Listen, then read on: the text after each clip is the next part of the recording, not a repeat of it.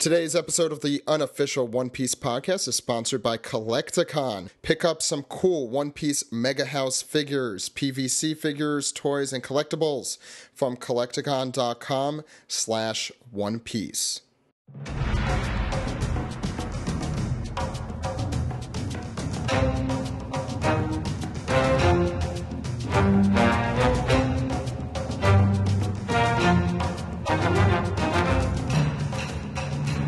This is the unofficial One Piece podcast, episode 310 for the week of Monday, March 17th, 2014. My name is Zach. And my name is Ed. And my name is Steve. Quite a crew we have here, at least for the intro. First, our very special guest translator of One Piece and Weekly Shonen Jump. We have Stephen Paul. Hey, Stephen. Hey, guys. What's up? I missed you last week. I still actually haven't listened to the podcast episode. I was so busy watching my little sister's puppy for the week. It was a total nightmare, but life is back in order. Excuses. I think that sounds awesome, but I could also see why it would be a nightmare. So, Stephen, thanks for coming back, and shame on you for not listening. Yeah, it sounds like your weekend was the plot of a kids' 90s movie.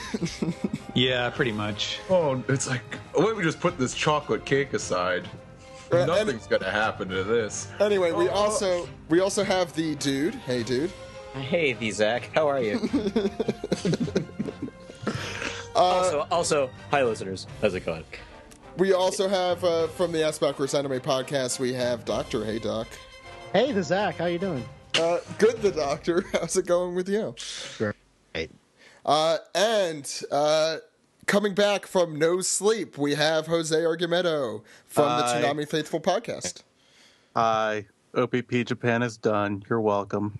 Is it Celebrate. You're welcome. Play the celebration song by whoever the hell sang it. Casey and the Sunshine Band? Is that what you're talking about? No, it's cool. No, I don't know why I'm cognizant enough to remember that. Cool in the Sunshine Cool Gang Band. There you go. That one. I feel like I use the word cognizant more when I'm out of it than when I'm in it. I have never heard you use that word. Exactly, because I'm just always so in it. Jose, how's the whole process been? How are you feeling at this very moment? Tired. You know, we locked him in a room and told him, you can't come out till you finish this. I thought you had locked Darrell in your basement. Is this like some sort of like infinite This is a basement? crossover reference to another podcast nobody listens to.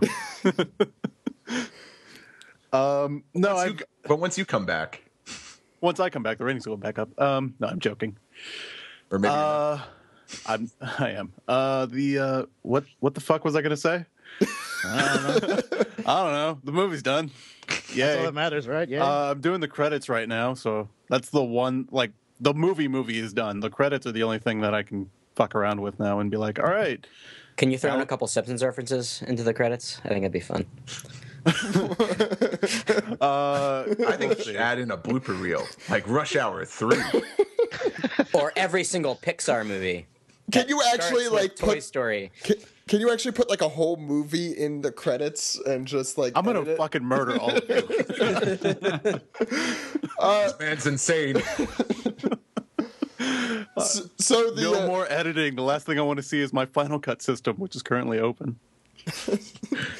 You start getting PTSD, like flashbacks. Yes, that will be the last thing you ever see. Well, I know I sound like fucking insane right now, but the truth is, like, I have been doing nothing for the past 2 weeks or so, just working on this movie, and it's so great to finally have it done. But I'm like, I don't want to look at Final Cut ever again. It's like how it was when Zach was making the movie, except he was in Japan on vacation. He got to go on vacation afterwards. I can't wait to see both of you gents this weekend, and both of you just look like you have jet lag, because I'm just going to do impressions of you guys. Or mainly just Zach. I want to do my Zach face, which is just smiling with just the biggest purple bags under his eyes. I have no response to that. I can imagine. I'm kind of lost. I can imagine the original take of the first scene with Greg saying like, "Hi everyone, welcome to One Piece Podcast Goes to Japan. How you feeling today, Zach?" You see, you go look at the eyes of a very damaged man. It's not that far off. Anyway, on today's episode, we have Colleen Clinkenbeard, the voice of Monkey D. Luffy. We're very excited about that. We also have a manga recap of Chapter 741, an anime recap of Episode 636, and a Toonami recap of Episode 245. Did those off the top of my head. I don't know if they're right. We'll find out later. The One Piece Podcast Goes to Japan comes out this weekend. You may be listening to it and like about to go or something. I don't know, because podcasts aren't really like set in a specific time. But not to get off philosophical It's not like we put these in the Disney vault or something like that. You better listen to it the day it comes out, or you'll never get to see it again. I really Well, in should a way, we are going to be putting the movie in the Disney vault, so better come out and see it if you can. We don't know when the hell this thing's actually coming out. If you For the 20th live anniversary. Yeah, it'll come out again. on Blu-ray, or by that time, I wish. will be like Purple Ray at that point. Is Like, that how I it guess- works? I don't know if we want to go into like rights or stuff, but we actually can't do a Blu-ray. It's not possible. Mm-hmm.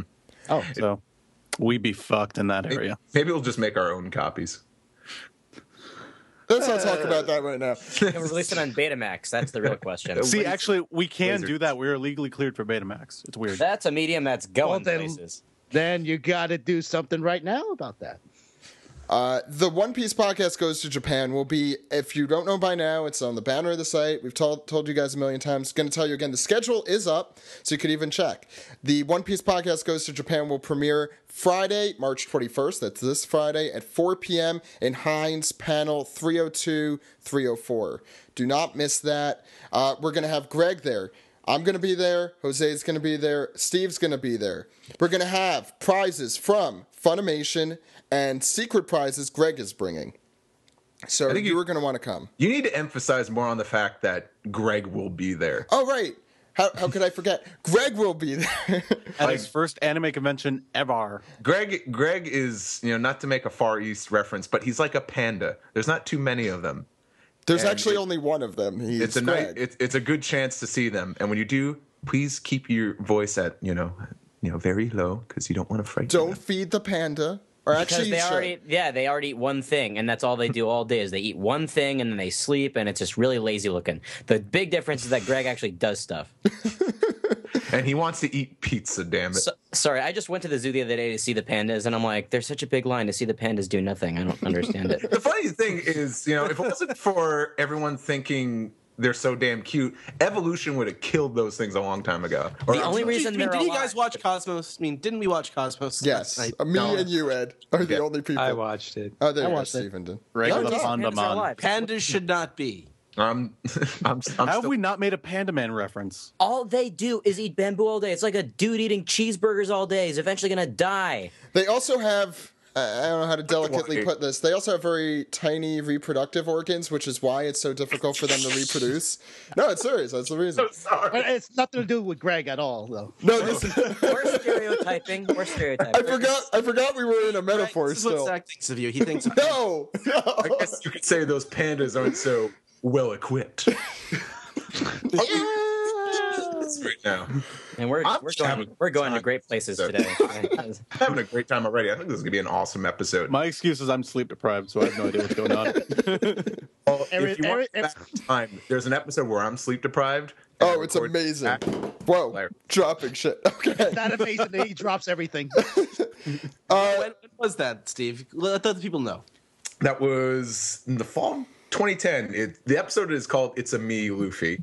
He's I was just so- angry and I was angry because I pulled an all nighter. Sleep deprived, and Zach's like, "Come on, we got to record an episode." And it was it was the manga chapter where it's post time skip. Luffy's in disguise with a mustache, and I just start doing the Italian, the Mario voice. It's Italian Mario voice, and then just looking at Zach every now and then would just discuss like, I hate you doing this to me. So this is the podcast where we plug previous episodes in the podcast. That's not funny at all. I don't know why I said that. It's totally self-indulgent, and Anyway. but hey, that's us, right? What I was saying before we started talking about Greg Pandas was that the One Piece podcast goes to Japan. Again, premieres Friday, March 21st. That's this Friday, 4 p.m. in panels 302 through 304. We also have a panel on Saturday. Do not miss that. I don't care what your excuse is. If you don't like Attack on Titan, come to the Oh, why not just say it? People are gonna look. So the One Piece podcast panel, the thing is, Attack on Titan's only a half hour, so you could totally run for it to try and make part of our panel. No, don't even go. Attack on Titan will always be there. That's true. Yeah, catch it on Hulu or Netflix or everywhere. Blu-ray. But guys, it's the premiere of the dub. Ooh, I'm kind of working against this right now, aren't I? Yeah, you might as well Shut stop. up, Steve.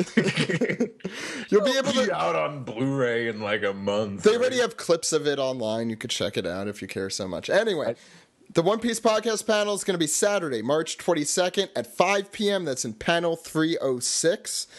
We are also going to be giving out a lot of those prizes. If you miss it on Friday, you could come on Saturday. We'll be giving out a lot of really cool exclusive prizes from Funimation and very exclusive prizes, some of which, well, no, I'm not even going to say, surprise you.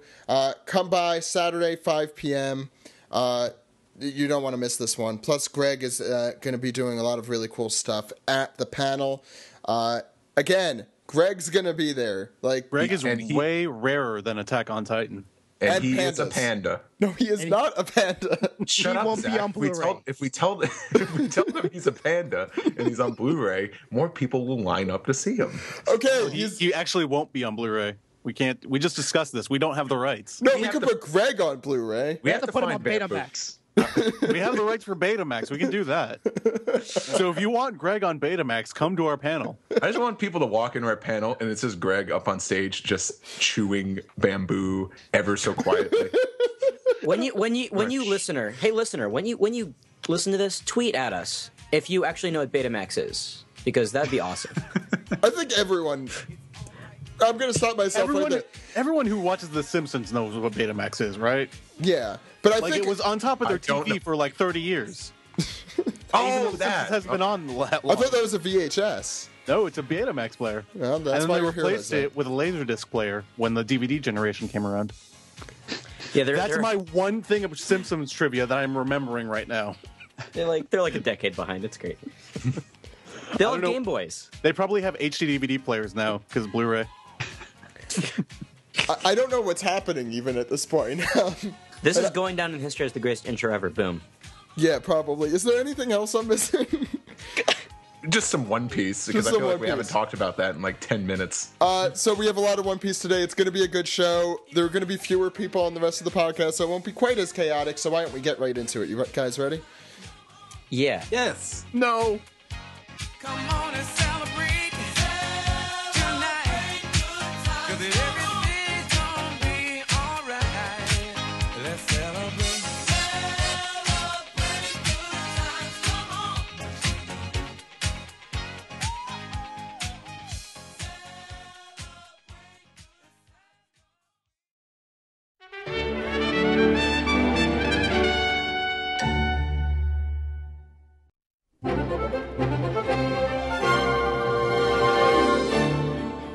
Okay, everyone, it's time for a very special interview segment. Here we have the voice of Monkey D. Luffy herself. We have Colleen Clinkenbeard. Hi, Colleen. Hi, you called me special. You're probably the most special, one of the most special guests we could have on. One Piece, woo! Exactly. You are One Piece in the United States. I don't know about that, but I'll take it. So it's been like over 2 years, I think, since we last spoke to you. So how has everything been? Oh man, it's been great. Funimation is going full tilt. I have a new job at Funimation, which is totally different from when you last spoke to me. I'm pregnant. I'm married. Not in that order. Congratulations. Lots has happened, and for Luffy, lots has happened. I heard. I guess we'll start with the new job, and I'll go in that order. So, what are you doing now with Funimation? I'm a development producer, which mostly means that I work with original content, because Funimation is kind of spreading its wings and starting to look into doing things other than anime, so more on-camera content and just looking at all the different various options, and I'm helping develop any projects that come along and look into what all we could get into. And I manage the special features team in addition to that. Oh, yeah, I saw you asking about that for people's opinions on that. So how has it been? I don't think we got to talk to you since Season 4 and Season 5 were licensed. How was it going through Water 7 and NES Lobby? I think Water 7 was actually pretty gentle on me. I was anticipating the worst, but it was, in terms of how hard it was going to be to record, but it was certainly not fighting Crocodile. But I loved it. I think that Foxy is maybe my favorite character I've ever come across in One Piece, so yeah, that was pretty super awesome. I will say that probably those episodes of Luffy fighting Foxy are probably some of my favorite in the English version. I think your performances have stuck with me still. Just, I would laugh my ass off. I'll just say it. I'll put it like that. I think that was coming from a completely genuine place. Like I those were my favorite episodes. So you're probably hearing me having a ton of fun. Mm-hmm. And it even goes beyond what the episodes with Foxy were. There was also the episode with talking about Lucci's pigeon, and she was very angry that the pigeon was trying to talk to everybody. So the entire season 4 is quite humorous up to a point where it got very dark. But I did fight Pigeon Guy in that arc, though, didn't I? And that hurt. Yeah, there was a lot of yelling there. Yeah, I believe that's. I think that's where the Japanese voice actress Mayumi Tanaka lost her voice. I think was in that fight. Happening. Yeah, I think we spread it out enough that it wasn't damaging to me. But that was a lot of screaming. I take it all back. It was not easy. Well, that part. Totally worth it, though. So I guess we could go a little chronologically since it's been a little while. How was it? I know you don't work directly with the other voice actors or voice actresses, but how was the Luffy versus Usopp fight, and how was it going? I don't know if you had Sonny Straight's track on there, but how was that? I did for part of it. I think we actually kind of got the best of both worlds. So half the time I was recording with him in it, and half the time he was recording with me in it. So it was kind of fair that way. It would have really sucked if it was only one of us having the other one the whole time, but that was really dramatic. It was kind of fun for Luffy to delve into the more dramatic stuff. It's really hard, just for the record, to be that emotional and that loud at the same time. And crying in Luffy's voice was nearly impossible. It was kind of fun to learn how. And Mike is obviously the best person to see me through that kind of thing. So it was fun to try something different. Although I love the funny stuff so much, I was ready to get back to it. Sonny's amazing, though. Sonny's so good. And he, beyond the rest of us, like, we're all really fast at recording our characters in One Piece now because we're so used to them and we really know the characters. But Sonny has outstripped all of us. He's the one who goes the fastest. And Mike always thinks it's funny. He'll book him for 6 hours and get done in 2.5. Wow. Yeah, he just goes like lightning. I don't know if we're jumping a little too far ahead, but something I definitely wanted to talk to you directly about. The little Straw Hat Theater shorts. I don't even think I have to ask. I'm pretty sure your favorite was Obahan Time, which was them as the old ladies with the afros. Yeah, that's my favorite. I get to be a little Jewish old lady. I loved it. Talk us through this experience recording this, because this must have been a blast. It's always fun when we come to a fun episode that Mike, like, you're going to have fun when you walk in the door and Mike gets giddy and explaining it to you, and there's a big smile on his face. He doesn't have any worries. You can always tell when you've hit episodes that are really dramatic or there's a lot of action to it, because he's just a little bit more stressed out. He's been having people yell all day long, that kind of thing. But with those episodes, you walked in and he was just not a care in the world and super excited to get started. So you prepare for the good day. Where did the voice come from? Oh, absolutely no idea. I I think it was the first thing that came out of my mouth. That's actually what's awesome about One Piece is that the animation is so fun and specific. It's not generalized anime, like typical animation. It's very, very specific, and that helps with the voice because as soon as you see it, you have an idea of what you're supposed to sound like, and those episodes are a good explanation of that. You see that character, and you're like, well, that sounds like this. Did anyone? Did any of the other Sorry. characters have their tracks laid down before you came in and recorded that part? Or if not, I don't remember if I was recording in a vacuum or not. I do think that it maybe it wasn't everybody, but I don't have a clear recollection of that.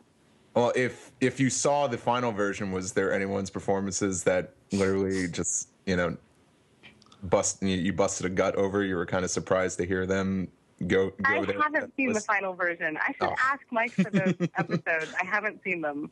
They're crazy. I haven't awesome. seen the final version of the Foxy stuff either, but I liked Foxy so much I would go in and ask to hear some of him. So, and thankfully he was frequently recorded before me. But yeah, no, the shorts I haven't seen. Now, also, we've had a movie released since the last time we spoke. I was wondering how much you enjoyed working on Strong World and what you think of the new Straw Hat, Brooke. Oh, well, the animation for Strong World was beautiful, just stunning, and that was it's always nice to have that. And Brooke, it's great to have a new character. I can't wait to hear more of him. I'm desperate to hear more of him. We haven't gotten to record much of the same stuff yet, so I haven't heard him, but I know Ian really well.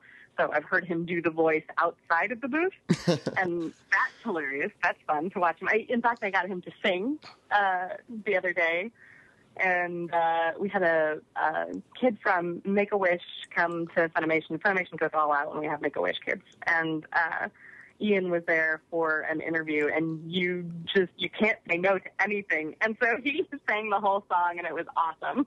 Oh, Wow. That's amazing. That's great. Yeah.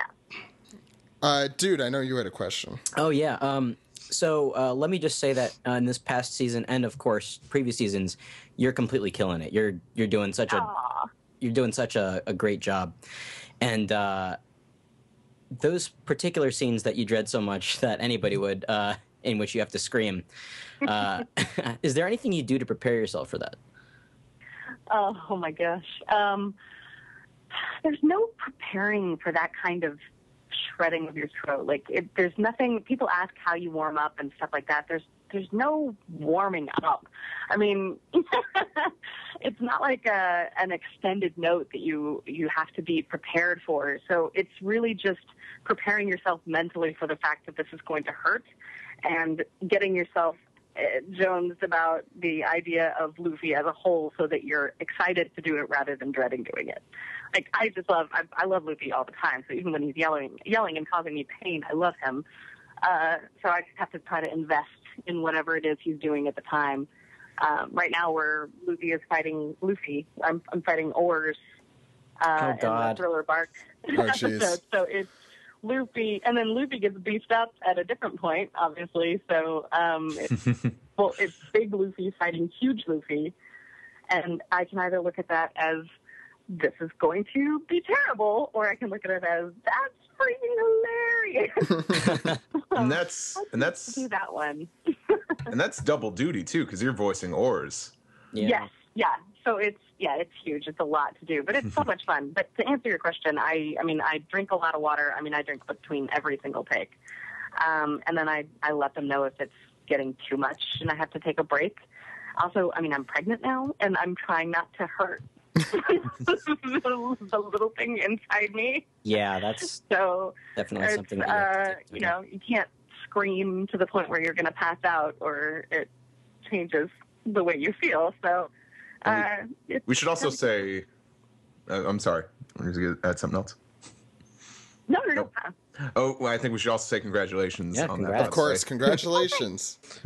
Thank you. I'm excited. we He's did going to come out wearing a straw hat if it's a boy.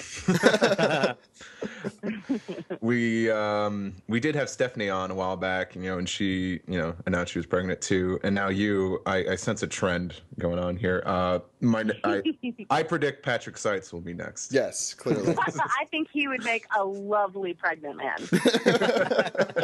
I will share my maternity clothes with him. I'd pay to and see that. Stephanie's baby is beautiful. He's gorgeous. So she's guiding me through it. I see her every Tuesday. We have girls' night every Tuesday. Cool. Is it kind of, are you like on a limited time with recording One Piece, and as you get further into your pregnancy, like, are you going to be limited to recording Luffy because it's a lot of yelling? I haven't entirely decided what I want to do with that. I've talked to my doctors to make sure that it's safe to be recording, like the baby doesn't think I'm getting in huge fights with my husband or something. And it's pretty much just safe as long as it's comfortable, I think. But, there's going to come a time, I would imagine, when it's too close and all of that straining just can't be good to keep you from going into labor. So I'll just be a little cautious about that and then hopefully be able to get back to it as soon as possible afterwards. I hope they will be working with me. I'm assuming they'll be working with me, but they have deadlines as well. So I'm trying to just stay optimistic about it and not really, I'll just be around for as long as I possibly can. Yeah. Actually, that brings me to something. Do you do Luffy at home? Is that a thing? Do I record Luffy at home? No. Do you just do it? Just break into the voice? That's right. No, I don't think my husband would find that. There would be a baby on the way. I do it at the conventions. And Lucy slips into, anytime I'm doing a boy voice elsewhere, I have to give myself okay, this is Lucy, pull it back to regular boy voice. But no, at home I'm not doing dishes going, la, la, la. Yeah, go ahead, Steve. I should sing to the baby in Lucy voice. That's what I should do. What was it, the Definitely. Island song from Skype? Yeah. Oh, yeah. People in the north are silly. We did mention Mike directing you. One Piece did have some other directors come in and direct a handful of episodes. I'm curious if they had any interesting quirks of their own, their approaches towards directing. Was it Jerry Jewell and Joel McDonald? I'm curious if you have anything of interest to say about working with them. Yeah, and Joel is still directing now. He's even getting caught up on all the old episodes. He's having to do a lot of research. And obviously it helps to have Mike right next door as a resource if you have any questions of how things are pronounced or whether or not it's called a log pose. We run into that all the time. And Joel's like, I'll be right back. But Jerry and Joel are both such capable directors and smart people that it's just, it felt pretty seamless. And I think it helps that all of us who have been in the show for a long time are good resources as well. Like, I've been doing it for so long. I know when Luffy would say something when he wouldn't, that kind of thing. Right. But it also helps that a lot of these funny episodes are being done by Joel, who is hilarious. And speaking of those episodes, how have you liked all of the shticks and everything that you've done so far in Thriller Bark, for lack of a better word? Which sticks in particular?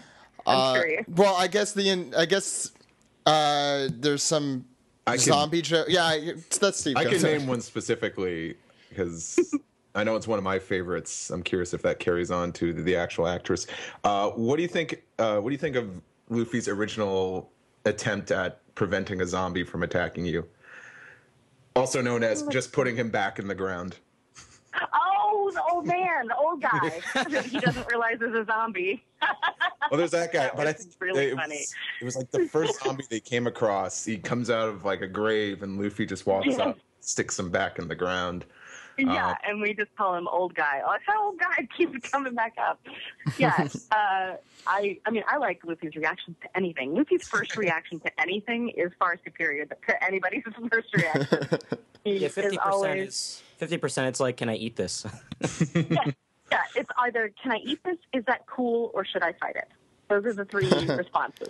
Or can I fight it? No. Will I fight it? So does anyone else here have more questions? I have some online too. If so, Steve, Ed. Let's see what other people have to say. Okay. First one on Twitter comes from Benedict Johansson, who asks, what scenes as Luffy have been the hardest physically or emotionally to do? If we count the movie where it's not Crocodile, that is the most physically taxing that I think Luffy has been. That was just pure damage to my body. So physically that. Emotionally, it's got to be the episodes with Usopp. Yeah. I mean, that's the most emotional we've seen Luffy get, and that was physically taxing as well. Those episodes were definitely hard, but they were rewarding, and it wasn't like it took a lot of time to do them. It was just, it's just a lot of emotion and physicality to go into 4 sessions. Next one, I'll skip. We have another Obahan time question, but I think we covered that. Alex James asked, how far have you seen or read of One Piece past what you've currently done? And if you have, what do you look forward to dubbing? I haven't looked, deliberately tried to find anything out. I don't stop people when they tell me. I'm curious about what fans are looking forward to. And I think the most I know is from you guys, from our last interview of talking about what is coming up. Well, you did predict everything perfectly. My predictions were, yeah. So I know a little bit from that, but I like it coming to me as it comes, And I think even if I knew there's a zombie arc coming up, I wouldn't know what it was actually going to be like. So I guess I don't know anything. You guys probably know more than I do, way more. Well, since you were so prophetic last time, I have to ask, what do you think is going to happen next? Well, I do know that there's the time jump. Right. Because fans talk about that all the time. So I know the time jump, and I've seen him with his scar. So I know something's got to happen with that. I don't know how he gets it. I don't know anything that happens in the time jump. And I don't know if it changes him as a person after that. So I guess what I'm mostly curious about is how Brooke gets folded into the crew. I'm interested in that. Well, I guess I should ask, what island do you want to see Luffy in? Because last time you said the Harem Island, and that, and completely predicted that. So, okay. Where would you like to see him? We did a zombie island. I think it would be cool to do a vampire island. I think that would be neat.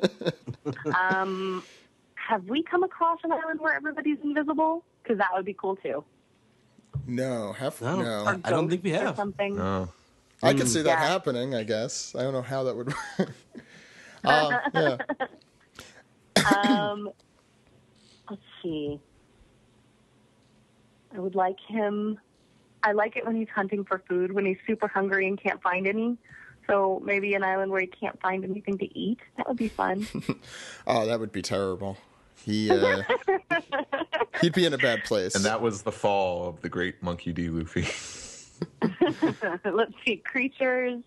I want him to ride on a dragon or a big bird or something.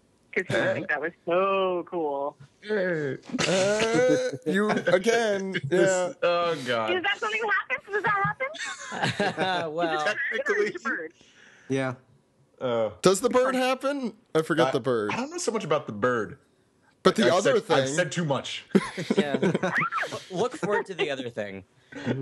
Well, it's got a while. It's got a ways to go for that. A lot of the other questions we have on Twitter are repeats. So if before Colleen goes, if any of you guys have any more questions, who do you like more, Rose or Reese? I'm kidding. What? Oh my God. What do you think? I said, who did you enjoy playing more, Rose or Risa? It's a joke. It's a run-on joke. Luffy. good answer. I just assumed that most of the Twitter questions were those. I kid. We love our fans. We do. I guess one more regular question. We talked a little bit about Ian. How has it been working with Patrick? Oh yeah, because he's in the crew now. I so rarely get to hear him. He was in. I mean, I see him when he's up here, but I haven't done much recording with Frankie's stuff yet. But he was in the last episode that I recorded, which was. I just think he's brilliant. I think he's brilliant in everything he does, and he's. I don't know if you guys have met Patrick. Yeah. He's a couple of times. One of the nicest guys that ever has existed. Definitely. Sweet and genuine, and like for somebody to come from LA, that is not our usual experience. When people come from LA, it doesn't always happen that way. We have plenty of people that we know. The ones that come back are the ones that we like. Yeah. But he's just for a guy who has that amazing of a voice and is that talented. He is very humble, and so it's always a delight to see him. And I'd like to get to work with him more. Definitely. Gotta love Patrick. All right, so I guess Ed. Actually, is there anything else that you are doing that you would like to plug, you'd like to tell our listeners about before you go? I don't think there's anything that I can talk about that you guys wouldn't already have known. I mean, we've got, Fairy Tale going on and One Piece and Space Dandy. Yeah, I was gonna say. Be watching Space Dandy. I love Scarlet, and hopefully she'll have a lot more to say in the future. I like the funny ones. Yeah. I want to see more of that character. So Colleen, as always, thanks for coming on. Hope to have you on again soon, and congratulations on everything. Thank you so much, and thanks for having me on again. We'll have to make sure it's not 2 years next time. Yeah, definitely. It's a little too long. Yeah, our 2-year time skip. See you at the next convention. Yeah.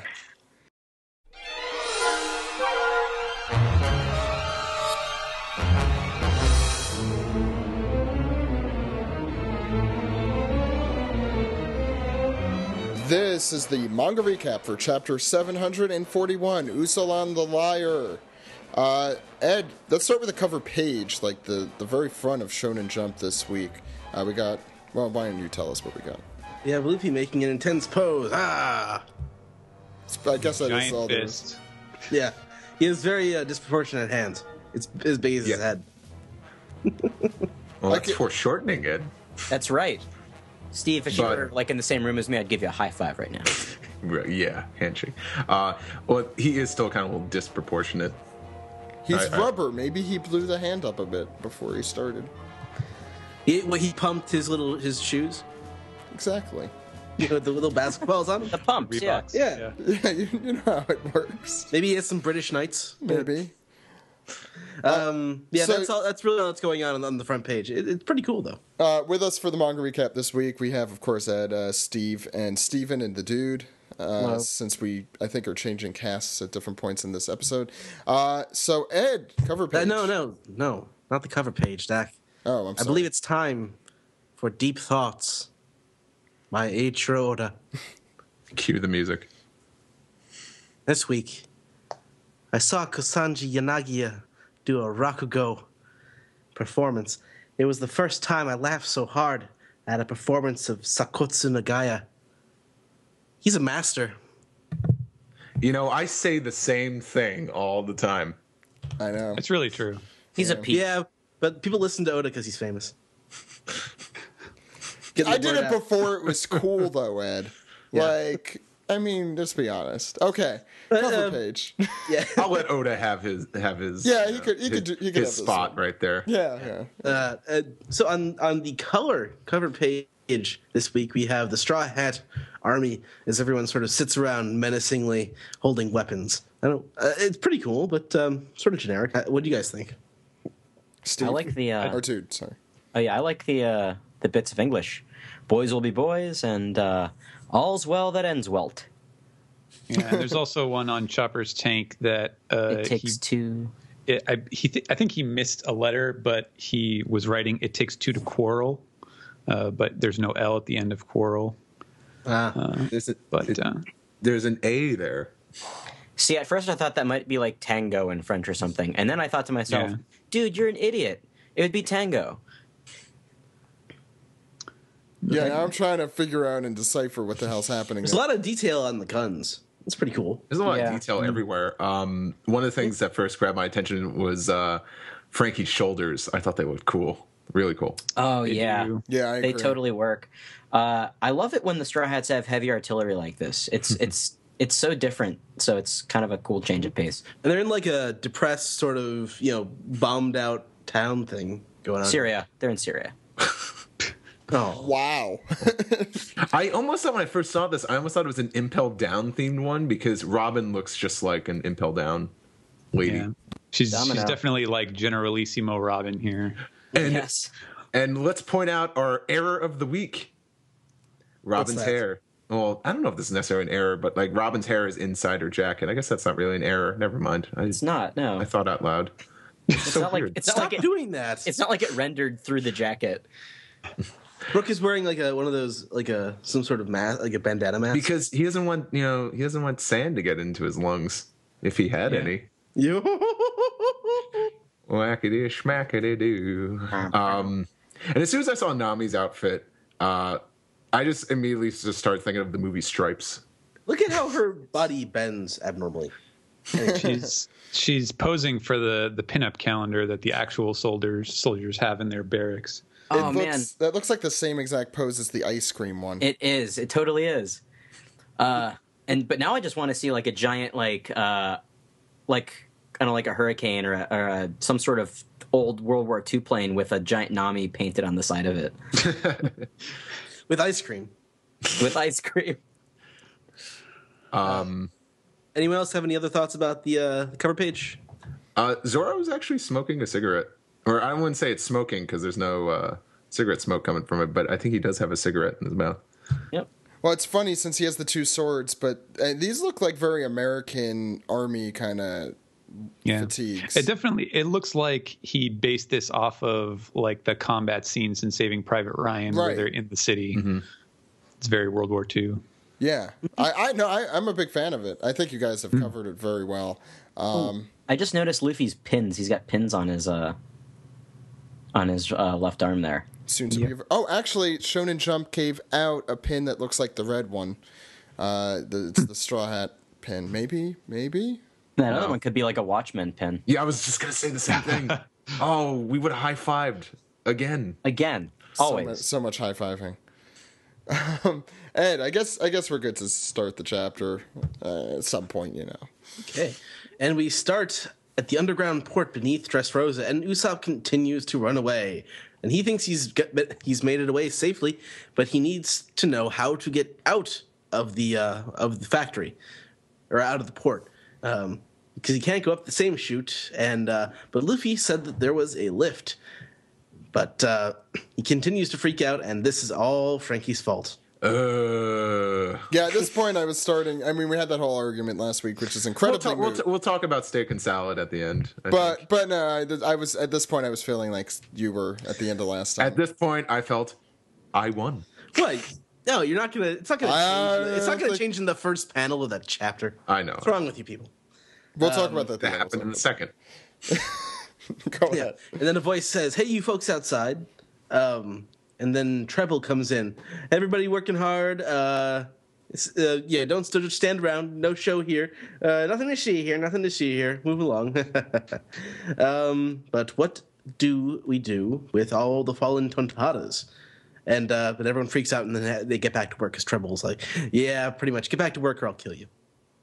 And we see them panicking here. The guards are rushing back. They're trying to get the toys back to work. And meanwhile, one of them sort of is the mouthpiece of what the toys are all thinking. Someone's fighting back against the Don Quixote family. This guy in particular has been a toy for 8 years, and nothing like this has ever happened. And he's like, this is amazing. Whoever you are, whoever is doing this, just get us out of here. Bring this place to the ground, he says. Maybe I'm just cruel, but I thought that this sequence would have worked great with one last panel where this toy gets whipped. Sorry, just like back to work. Stop thinking. I think I watched too much Simpsons because that's totally what would have happened there. It's just so cynical. It's like, finally, I might see the light of day. I might obtain my freedom. Then whack, just gets whipped. No monologuing. But meanwhile, Treble notices that the fallen Tontatas here seem to be saying something, and they're all chanting, Usoland, Usoland, Usoland, Usoland. I would like to mention... He can talk. He can talk. I can see. Sorry. I would like to mention... Help me, No, let's just stop that there. Because you guys might glance over this. I guess just as part, a side effect of his powers. Treble's head is just oozing down his body to look at the Tontatas.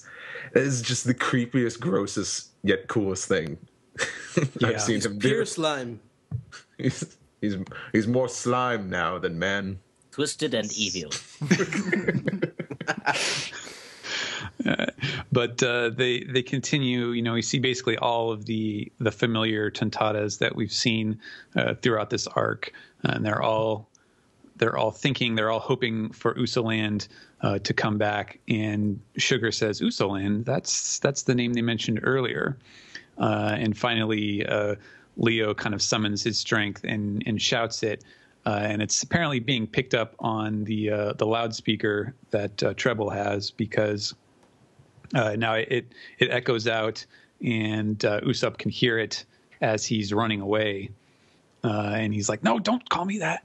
Don't call me. Just leave me alone."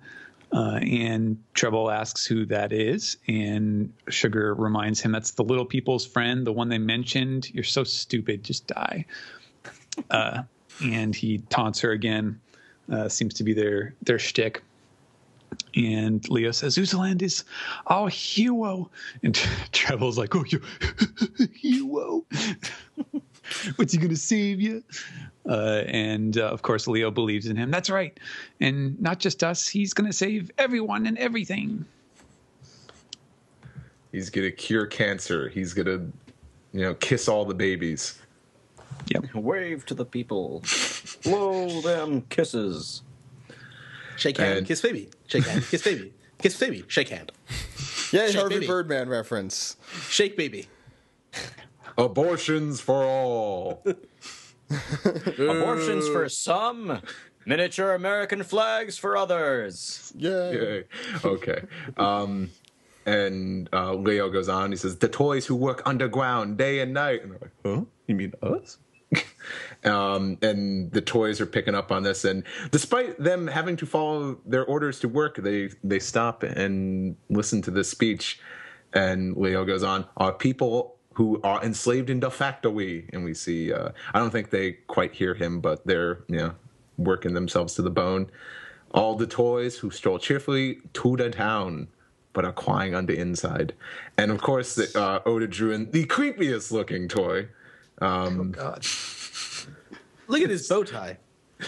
Oh, the I bow think tie? that's just representative of clowns in general. They look happy, but they're all crying on the inside. I just hear that just creeps up like, Hello, Joe.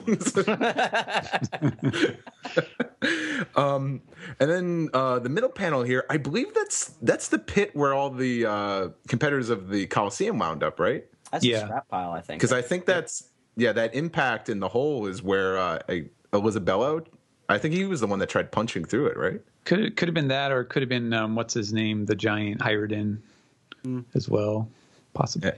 And he says, even the tragic big people who don't realize they've lost their loved ones, who are currently in the Coliseum cheering like, "Kill her, disembowel her."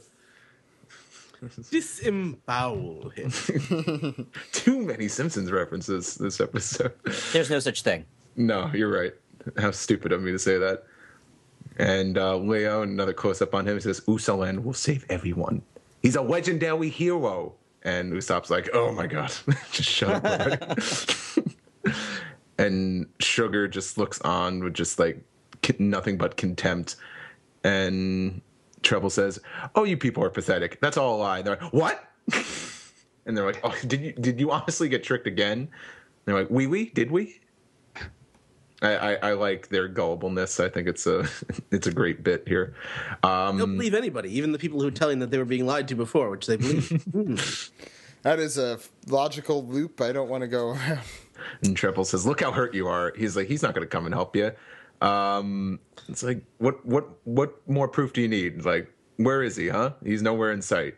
It's like, but he says he's somewhere right now, sitting there. He's safe, and he's just laughing his ass off about you guys. And they're like, what? Because they totally believe Treble.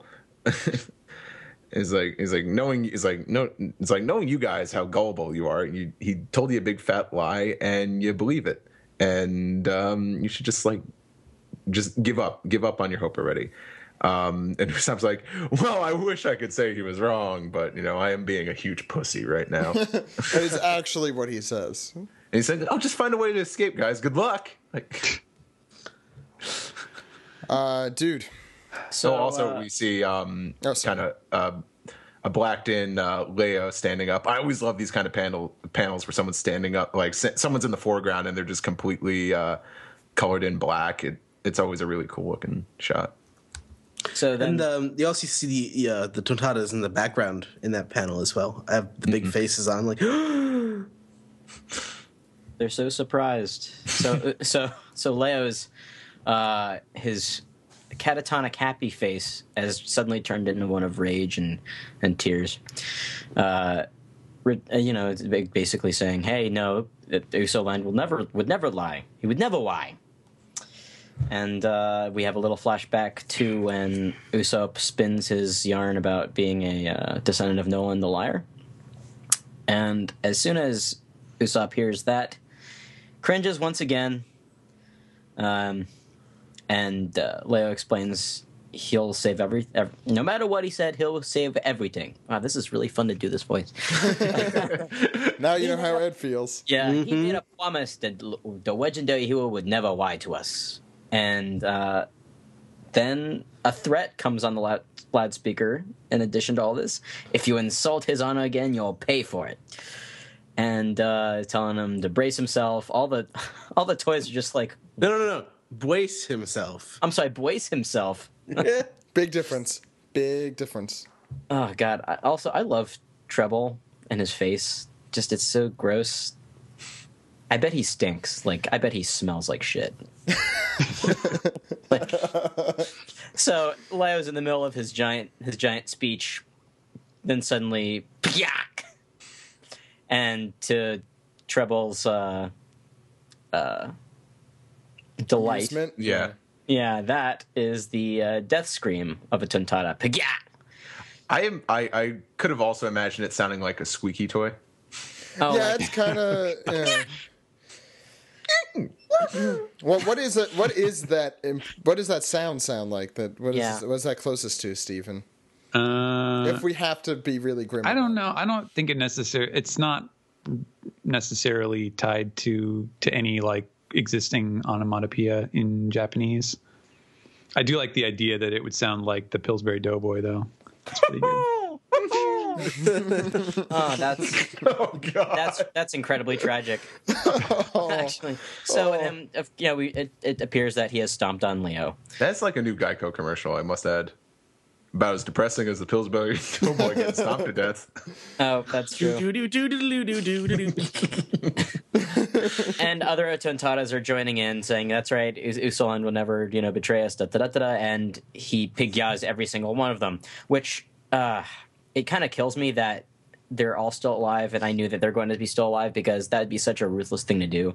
Just he's in the middle of his speech. I'll just stomp on him because he's an ant. If it wasn't Oda, this would probably be the most depressing scene. No. If it wasn't Shonen. Okay. Yeah. Shonen. Touche. Ninja. Yeah. So It has to be like Black Lagoon. yeah. Yeah, that would happen. Well, then, if it was Black Lagoon, then scanlation translations would be more accurate. So anyway, Treble's going all stomp happy and pig-yawing every single tontata that you can probably get his feet on, and it's on the loudspeaker, so everybody, including the toys and Uso Wand himself, can hear it, and he's imploring them to stop. And he yells, "Just stop it already." And finally, Usopp comes and does something that isn't just terrible. And Treble and Sugar and what's left of Leo look on. I don't think Leo's... I guess Leo reacts, but looks like he has no pupils, so that's not good. Oh my God, is it hockey? And you see Usopp standing on the top of the rubble, breathing hard, just saying... The rubble that Treble made. The Treble rubble. Sorry. No, it's okay. He's Barney's cousin. And the remaining Tontadas are like, it's Usoland. And Robin in her... Raggedy Robin. Raggedy Robin. I forgot that's what we're calling her. Says... No, you don't forget. I just made that up now. So. Oh, thank goodness he's back. He's actually here. Actually, it's more like, oh, thank goodness. I thought he was going to run the hell away. And it's way funnier just because of that face. Yeah. It's... I think that is creepy, actually, if you think about it that way. And Usopp basically says, "How far will this trust go? How stupid you are all are to trust me. I was just lying to you. I am not Usoland. I am not the legendary hero. I'm just a sniper for the Straw Hat Crew. I'm Usopp, and I'm a pirate." The terrifying Straw Hat Crew.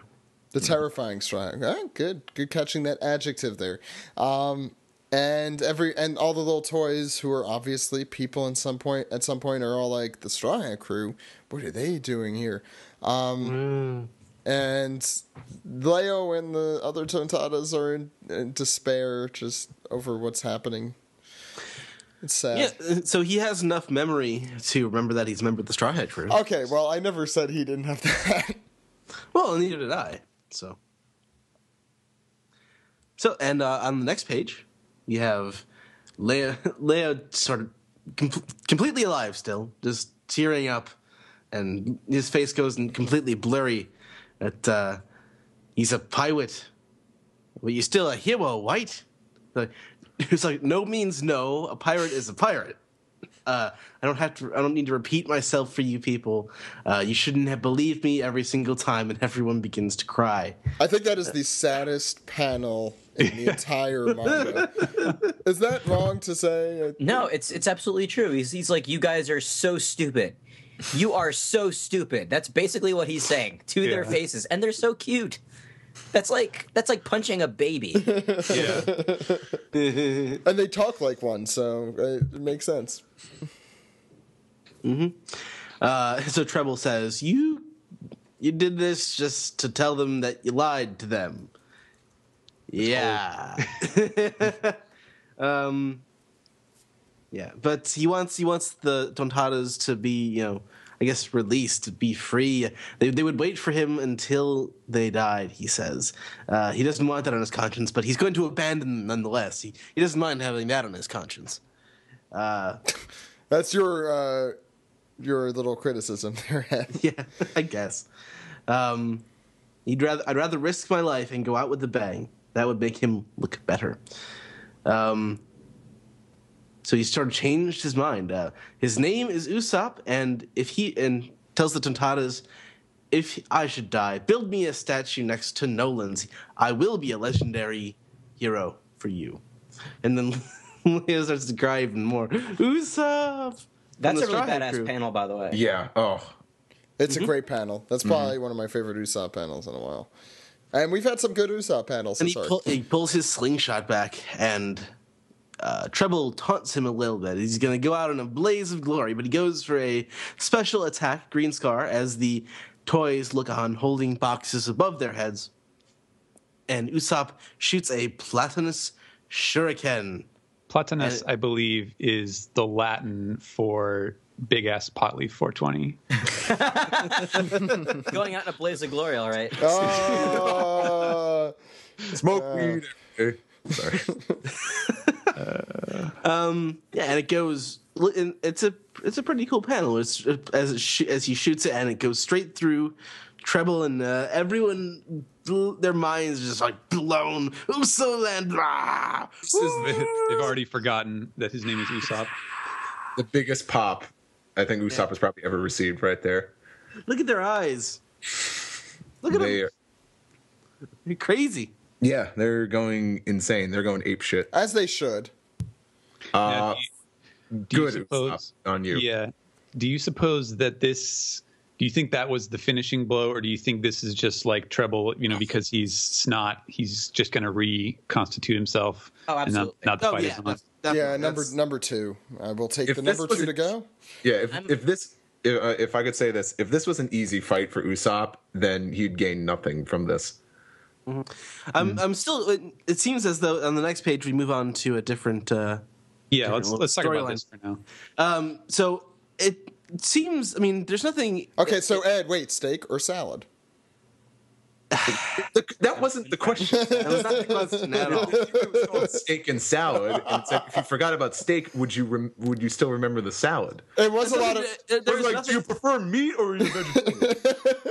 there's nothing in this. There's nothing in this chapter that indicates that Usopp has any memory of Robin at all. Right. And yeah, I think it still works out. The fact I agree. That he's lost his memory, and he has his pride as a pirate and as a brave man of the sea. That dream goes back even farther than meeting Robin.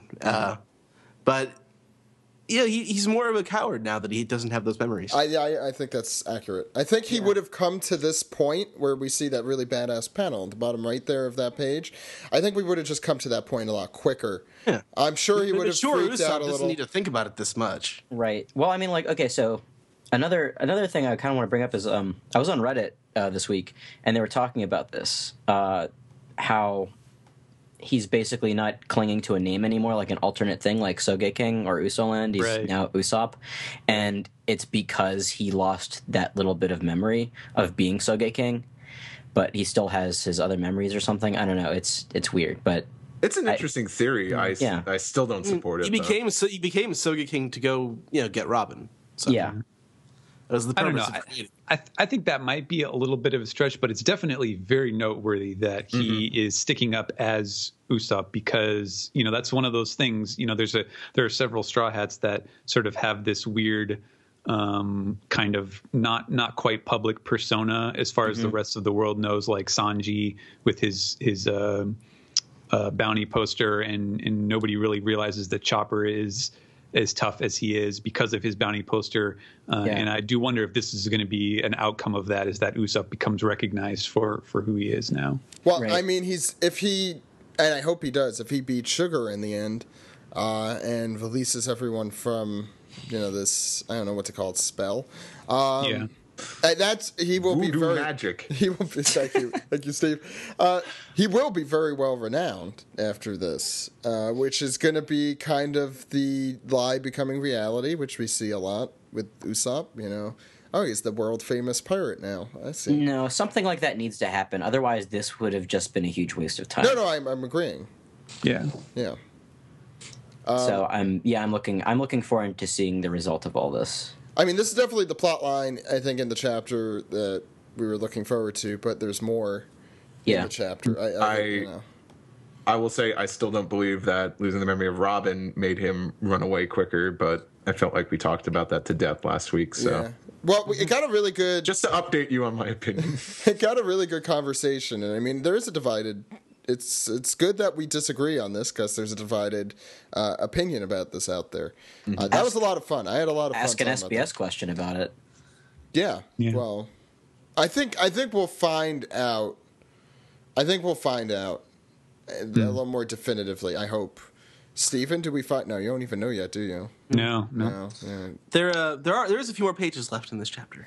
Who's next? Because it completely 180s and goes in a very different direction. Yeah. Very different direction. In fact, we are going to the suit chamber, Doflamingo's kind of special lair here, where he's got his officers with him, and they are reporting that he was apparently sighted on the first floor, which we know was Doflaemon in disguise. And this news is a surprise to Doflamingo.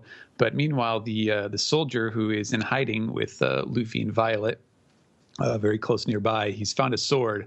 Oh, it's the perfect size. I could use this if I get turned back into a human.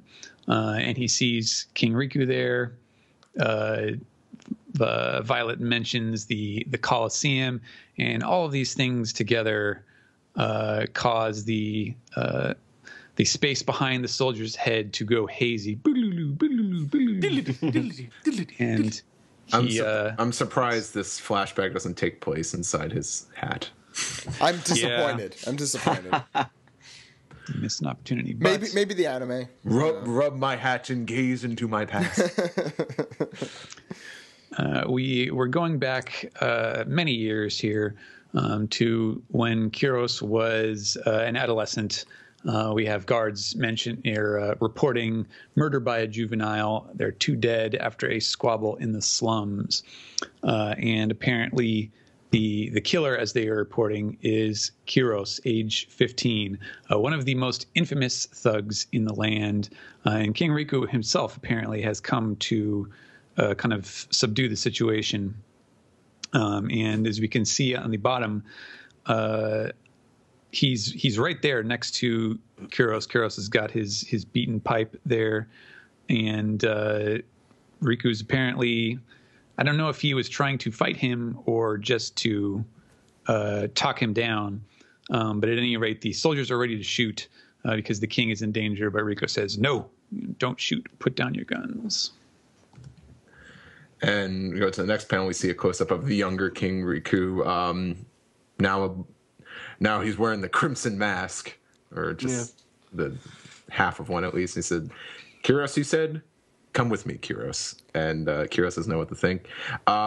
Says a lot about King Riku. It's like, I like this kid. He's got spunk. Yeah, and a pipe with nails sticking out of it. Didn't he murder 2 people?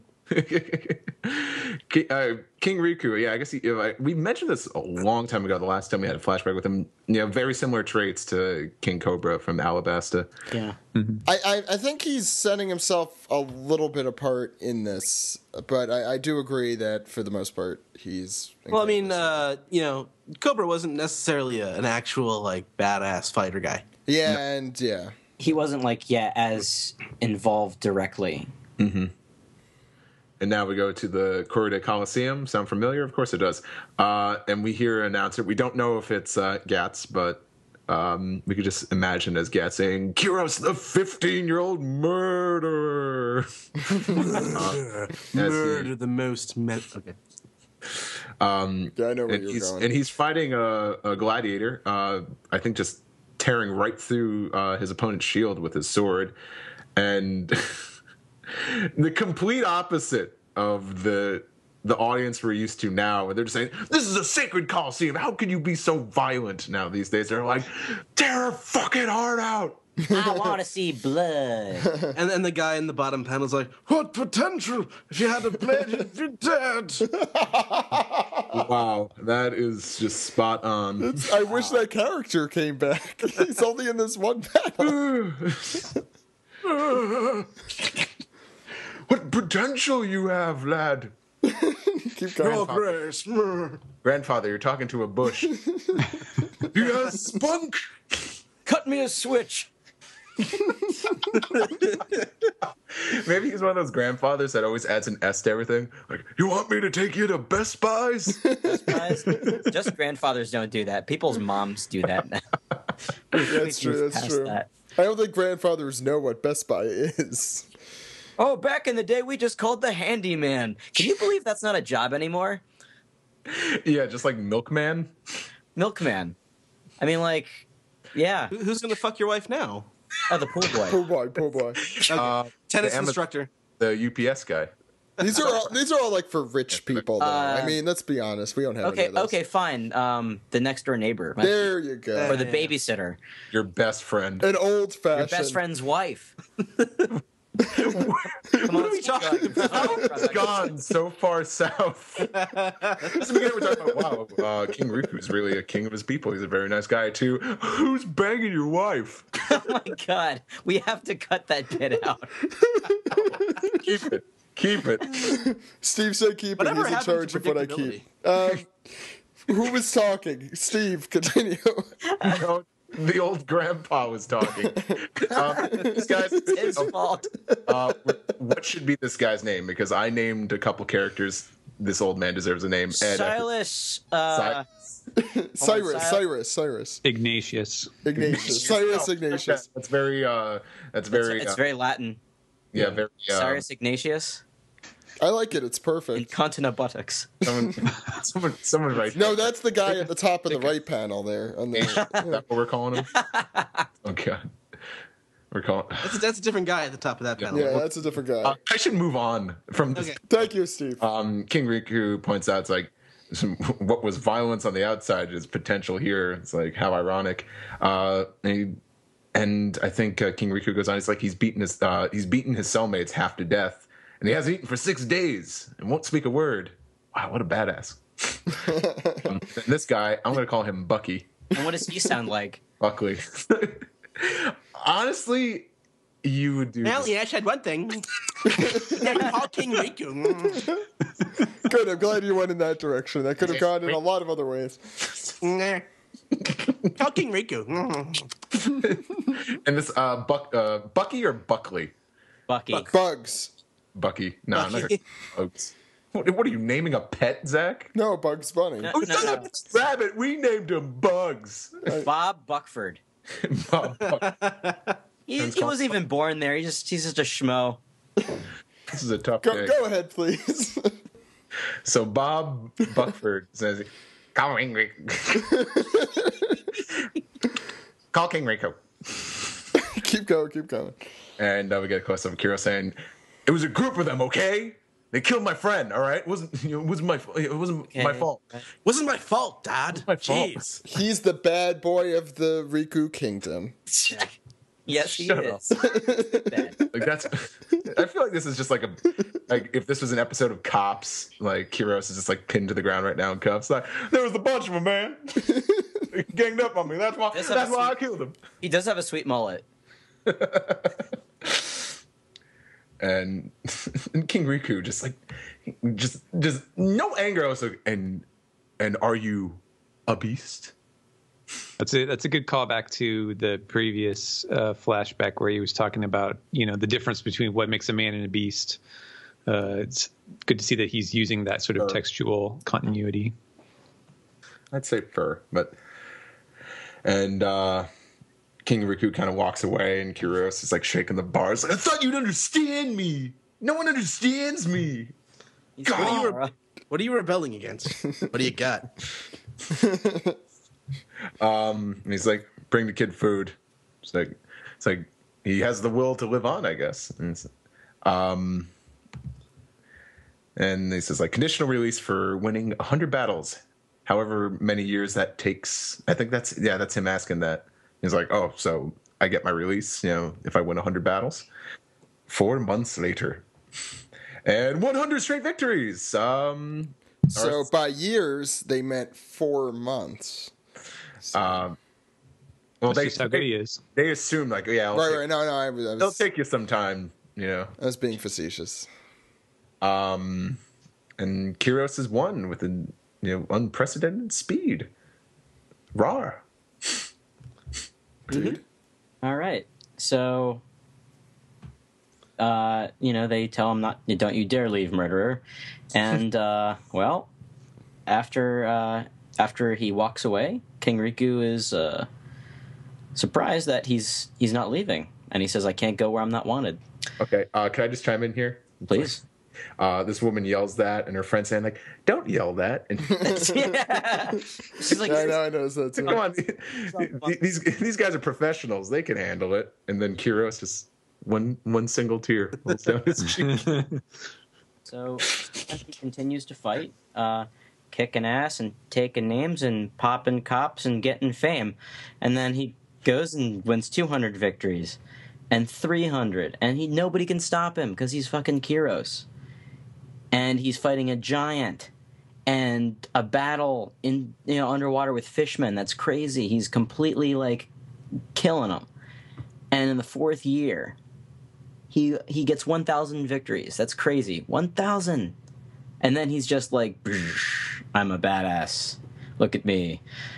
And so we have our final scene, and King Riku is visiting Kiros in the cemetery, asking, here again, Kiros? And in typical teenager fashion, He's saying, "Go away."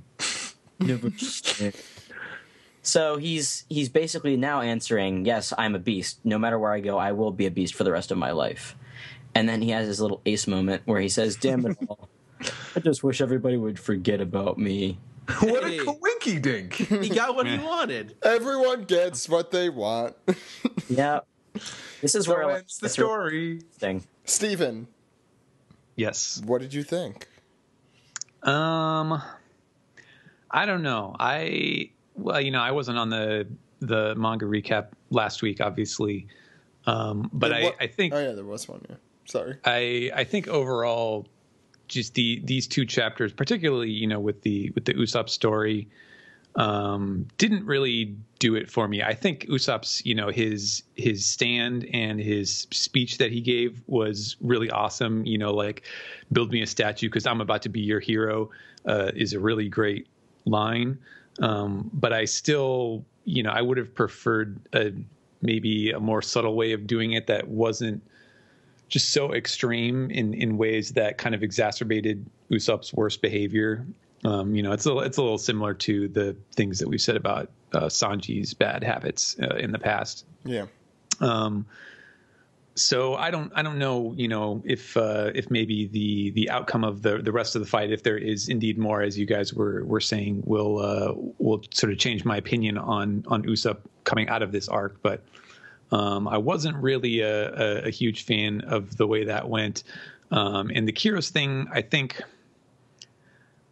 again, I'm sort of waiting to see what happens next, because this is definitely going to lead into the next chapter. There's no way Oda will stop the flashback here and go, back into the present day. I think this will last another chapter or two, at least.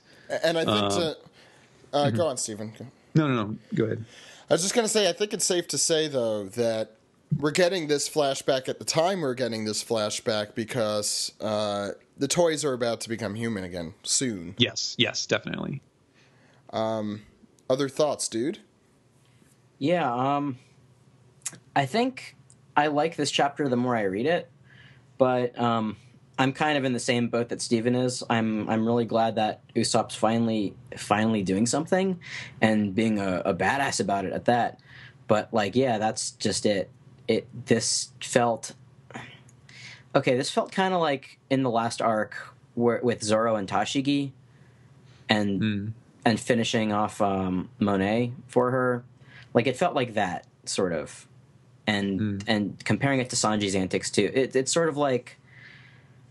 It was an opportunity for Oda to have done something different that showed like his characters were evolving in some way, but exactly he didn't take it.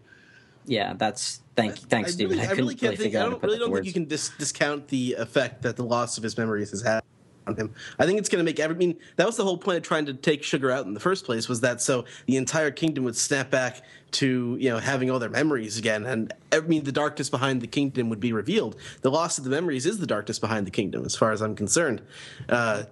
People can't learn from their past; they keep forgetting everything, and I think it's just had a really sort of major effect on how Usopp has acted in the last couple chapters.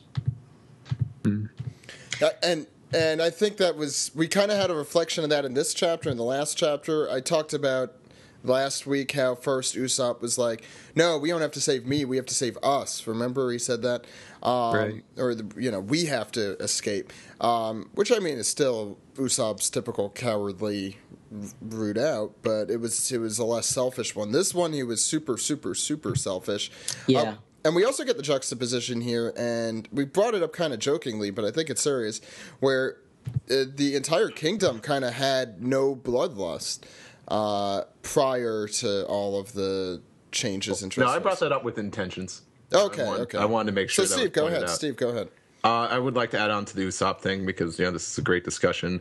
I still don't think the memory loss of Robin is the cause of him being an extreme coward. I think definitely the fact that he realized he's alone made him run away. I think with Robin being there, he would have at least someone to say, "No, we still got to fight back." All right, so are you saying this could have been any member of the Straw Hats? Yes.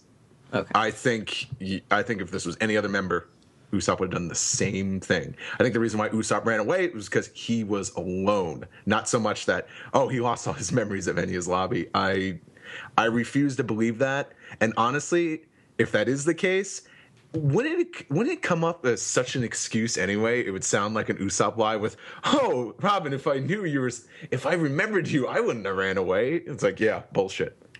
You're on my shit list now. Then I guess at that point he probably would have assumed everything revolved around the Going Merry. Mm-hmm. Which it kind of did anyway. Definitely, this was exactly what Usopp needed to do, and he did it very well. Does it make up for last week's chapter to me? No. I should say I'm never going to forget what happened. This is a step in the right direction, and you're damn right. At this point, after what happened, you're damn right. You better say that you'll die trying if you have to. I kind of interpret this also as, you know what? If there was a moment for Usopp to battle his cowardice, and and maybe I wouldn't say a final battle, but really truly overcome his cowardice, I'd rather it be now than I'd rather it be later. I mean, I think the later this would have happened, I think the more agitated I would have been. Is this the first real battle that Usopp alone has done since Arlong when he fought guys? Have you forgotten the Alabasta arc? No, but have you forgotten Water 7? No, he did that with Chopper. I'm saying truly alone. I mean, besides the Usopp versus Luffy, but that's a very different context. I'm saying an enemy of the Straw Hats, like a major enemy that he's fought completely alone. I think it's the first time since Perona. Perona. Fishman. I don't even believe Fishman exists. Perona. I guess Perona, but like a truly intimidating villain for him. I guess Perona was by just using might. Yeah. You mean though?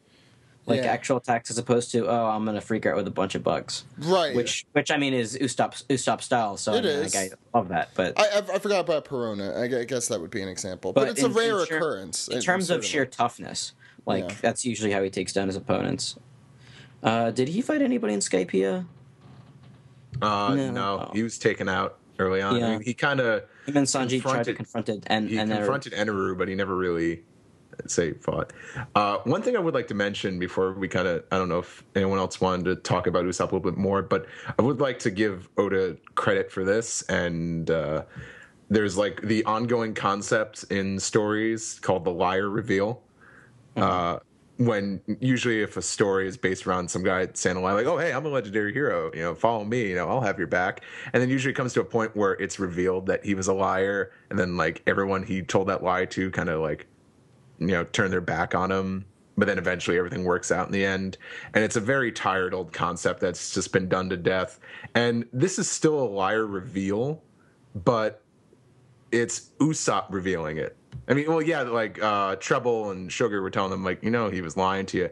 But without them knowing the truth, the absolute truth, before Usopp confessed, which I think is a great twist on that situation, without the tone tied saying, "You lied to us. We'll never believe you again." And no, wait, guys, I could prove you wrong. No, stop. All of a sudden, he's William Shatner. I mean, he did call them all stupid before they did it, but what I kind of liked is he prevented that tired old cliche, which I'll give another credit to why this.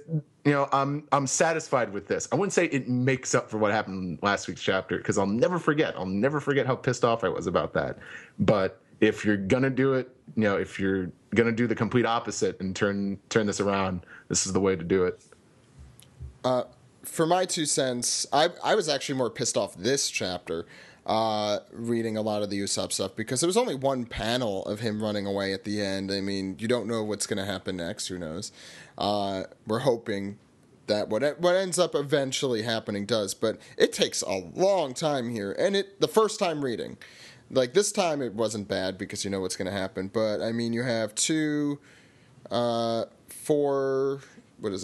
pages of Usopp running away, or 7 pages of Usopp just running away and ignoring the Tontata's suffering. It's painful to read that first time. I mean, this goes either way if you believe, Steve's side or Ed and Ed's side, which is the one I do agree with, but still painful to sit through. It's like a Curb Your Enthusiasm episode. Like you didn't think Usopp was going to come in and save the day? No, but it's because you know it's going to happen that makes it so painful. The one thing that could have been done that would have just absolutely set me off edge would have been if any other Straw Hat came in to help save the day. Like, say if Frank showed up. Or Sanji, even worse. This would have been Sanji's. Well, that would make no sense. That makes no sense. Sanji's in the ocean. I know. That's what I mean. Hey, guys, I came back from Big I heard the Manga. voice, so I just, Okay, that would be pretty great, actually. I heard the sound of a coward's tears falling. Which, if that happened, I probably wouldn't be on this episode because I could have thrown my laptop. Oh my God. But in all honesty, I do completely agree with Steve in that I really do love how he reveals it, because it's not typical him in a way, and he needs to get it off his chest. It's just something that needs to be said, and I like what forces him to do it. I just think it took a while. Yeah, come back with it. Yeah. Since the time skip, since we've come back, we really haven't seen too much of Usopp.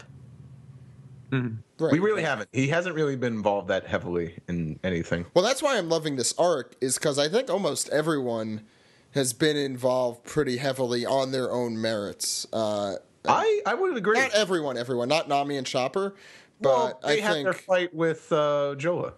But I think we've seen from a personality, character development sort of standpoint. Yeah. We haven't spent much time with Usopp, just outside of the entire crew. Well, we had a lot of development with Frankie, Zoro, Luffy, definitely, which isn't that surprising. Sanji, in a real way. Brooke even had that moment in his Fishman Island fight. That was the first time I don't think I've ever read anything that he's ever said like that profound. I agree. Yeah. Usopp here. Who else am I missing?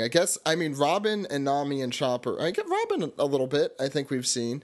Nami and Chopper, though, I think we've seen them. They've been utilized, but not that much. I would say, I think we haven't talked about this in a while, but I definitely think this has been discussed before, probably years and years ago.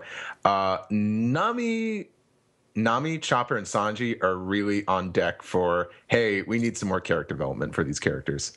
Well, I think that's they've probably been good the that they're all same together. characters for years now, and I'd like to see some more Zoro stuff too. Honestly, yeah, I feel like Zoro doesn't need it because he's I think Sanji has changed a lot. I mean, you've seen the changes in him from the time skip on, but I agree about Nami and Chopper that they have, and I think Sanji, as bad as it was when he emerged out of from the last couple arcs, he is a different guy than he was before. The little bit of Chopper development we have had, I've very much enjoyed, which was at the end of Fishman Island. I mean, taking that. Well, and also the apart, entire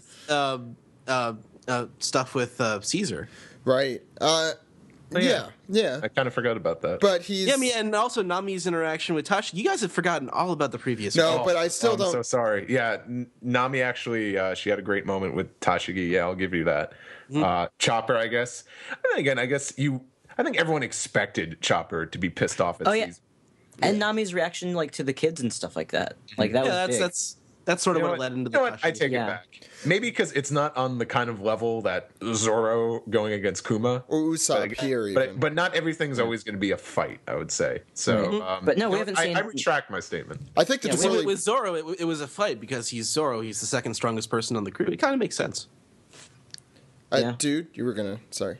Oh no, yeah, but that's what I'm saying is that we're due for this. We're due for some Usopp development. Yeah. That's for sure. And I would say, just to sort of sum up this discussion, is that for the negatives of the way that this was handled, as far as Usopp kind of exhibiting disappointing behaviors, the positive is that he is finally doing something on his own. He's standing up to a physically imposing enemy.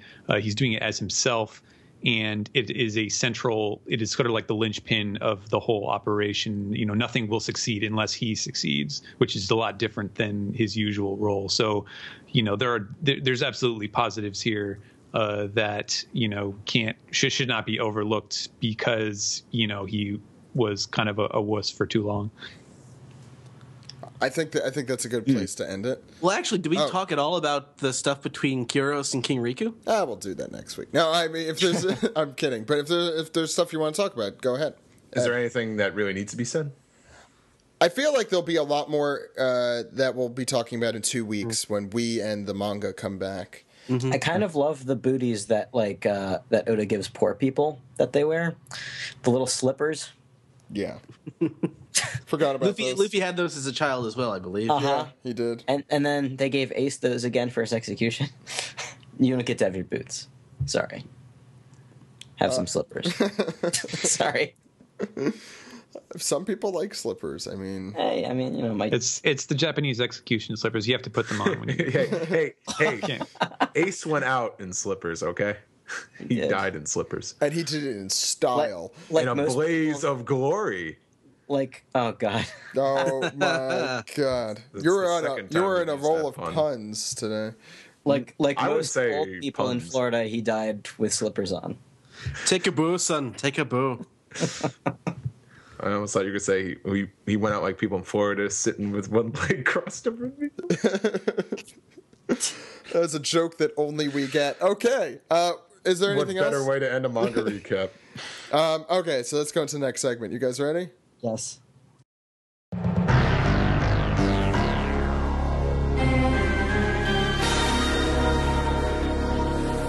This is a special recap of Volume 73 and the One Piece 500 quiz book. Let's start with the volume, Stephen.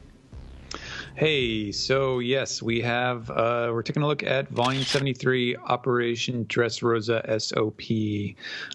And as you can see here, we got the cover, yet another super busy cover with lots of kind of, I guess, jarring layout decisions.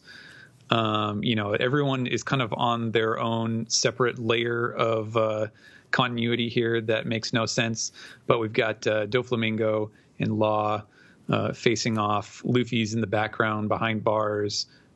Old King Riku is screaming from the past. And then we have... I was about to say he's totally in the General Zod prison thing. Oh, yes, the negative zone? Yeah. Or is that Marvel? Yeah. I don't know. So yeah, I don't know. I've not been a super huge fan of these kind of really clashing layouts, and I think just in particular, I think it would have looked better if Doflamingo's giant cape wasn't taking up like half of the cover, because it kind of throws off the balance, in my opinion. But it's very busy. Yeah. I don't still know what to make of it, really. It's such a weird, there's so many weird things happening there. Like with the bars, and then, it, just turning into whatever line, the boxes containing King Riku's screaming soul. Yeah. I felt like this cover didn't need King Riku. Right. It absolutely didn't. There might be a certain set of criteria that Oda sets for himself, but I think, the entire reason that you have Law and Doflamingo squaring off, this is the most obvious, hey, kids, buy this volume I've ever seen. Yeah. Yes. I do really like Doflamingo's pose, though. Oh, I think no. That's cool, yeah. It's great. I would agree with Steven, though. I think his fur coat or feather coat really does take up a lot of room, because it completely engulfs Luffy's shoulder. And his knee kind of engulfs Caesar. But again, when you think about it, it's kind of cool that it kind of takes the form of his shoulder. But yeah, I think that was definitely intentional. Oh, I see it now. That's interesting. Because really, his coat, it doesn't see how which I believe is the sleeve, kind of curves down, in the helmet. It doesn't go above the helmet. I think that was. I think that's something to pay attention to. I think this would look better if somebody who wasn't Oda drew it. Say if it was done in something other than Oda's style, is what I mean? Because that fur coat could sort of meld into whatever's happening with Luffy there, and I don't know. I think it would look better as a piece of modern art. Yeah, go ahead, Stephen. Oh, I was going to say, nothing is wrong with this cover ultimately, because if you take it off and look at the underneath, version of the illustration, we can see that there is a tiny panda man popping out of the middle of Doflamingo's cape, doing the Richard Nixon pose with his fingers up in the air. He is doing that. Oh my god, that's that's incredible. I do not have small genitalia. But yeah, no, Callback. I was not really a big fan of the way that Oda was doing the Panda Man characters on the backside of the volume, just kind of dicking around, doing nothing. Yeah. I love it when he incorporates it into the main illustration, and so this is pretty funny. I agree with you. I wasn't, the number one fan of Panda Man's adventure in the back cover. Yeah, I do like that the Twirly Brow Pirates get kind of I guess a send off because we're not going to see them anymore. Yeah, probably. Yeah, so I that part of the cover I really enjoy. Unfortunately, Caesar's kind of being blocked a little bit, and You almost forget he's there. right, I didn't see him there at first. I'm like, oh yeah, there he is. He's got his mustache. And it's not what you think, and it's not the obvious answer, but I do like the way Sanji's drawn on this cover. Some good worm's eye view right here. I think the pose comes off really neat. Mm-hmm. And because he has like his shirt and his jacket draped over him. Yeah, I was going to say, I like that cape style looking. It's a cool looking pose, and I kind of like Nami and Brooks. I don't know, whatever kind of cliche, whatever cliche '90s poster you had in mind. I don't know. Double trouble, sister. I have no idea. Like we're a team. Yeah, I don't know. It's kind of fun. I got yelled at this earlier, so before we get into the chapter, that this volume also came, I think, with 9 different cards for early adapters of the volume. You know, people who bought it early. Included are the very famous 2-page color spreads for the whole series. This was to celebrate the 300 millionth volume sold, and on the back of each of them was a illustration from Oda. Some of them also include notes from Oda on the side. I can't read them, but they exist. And yes, Steve.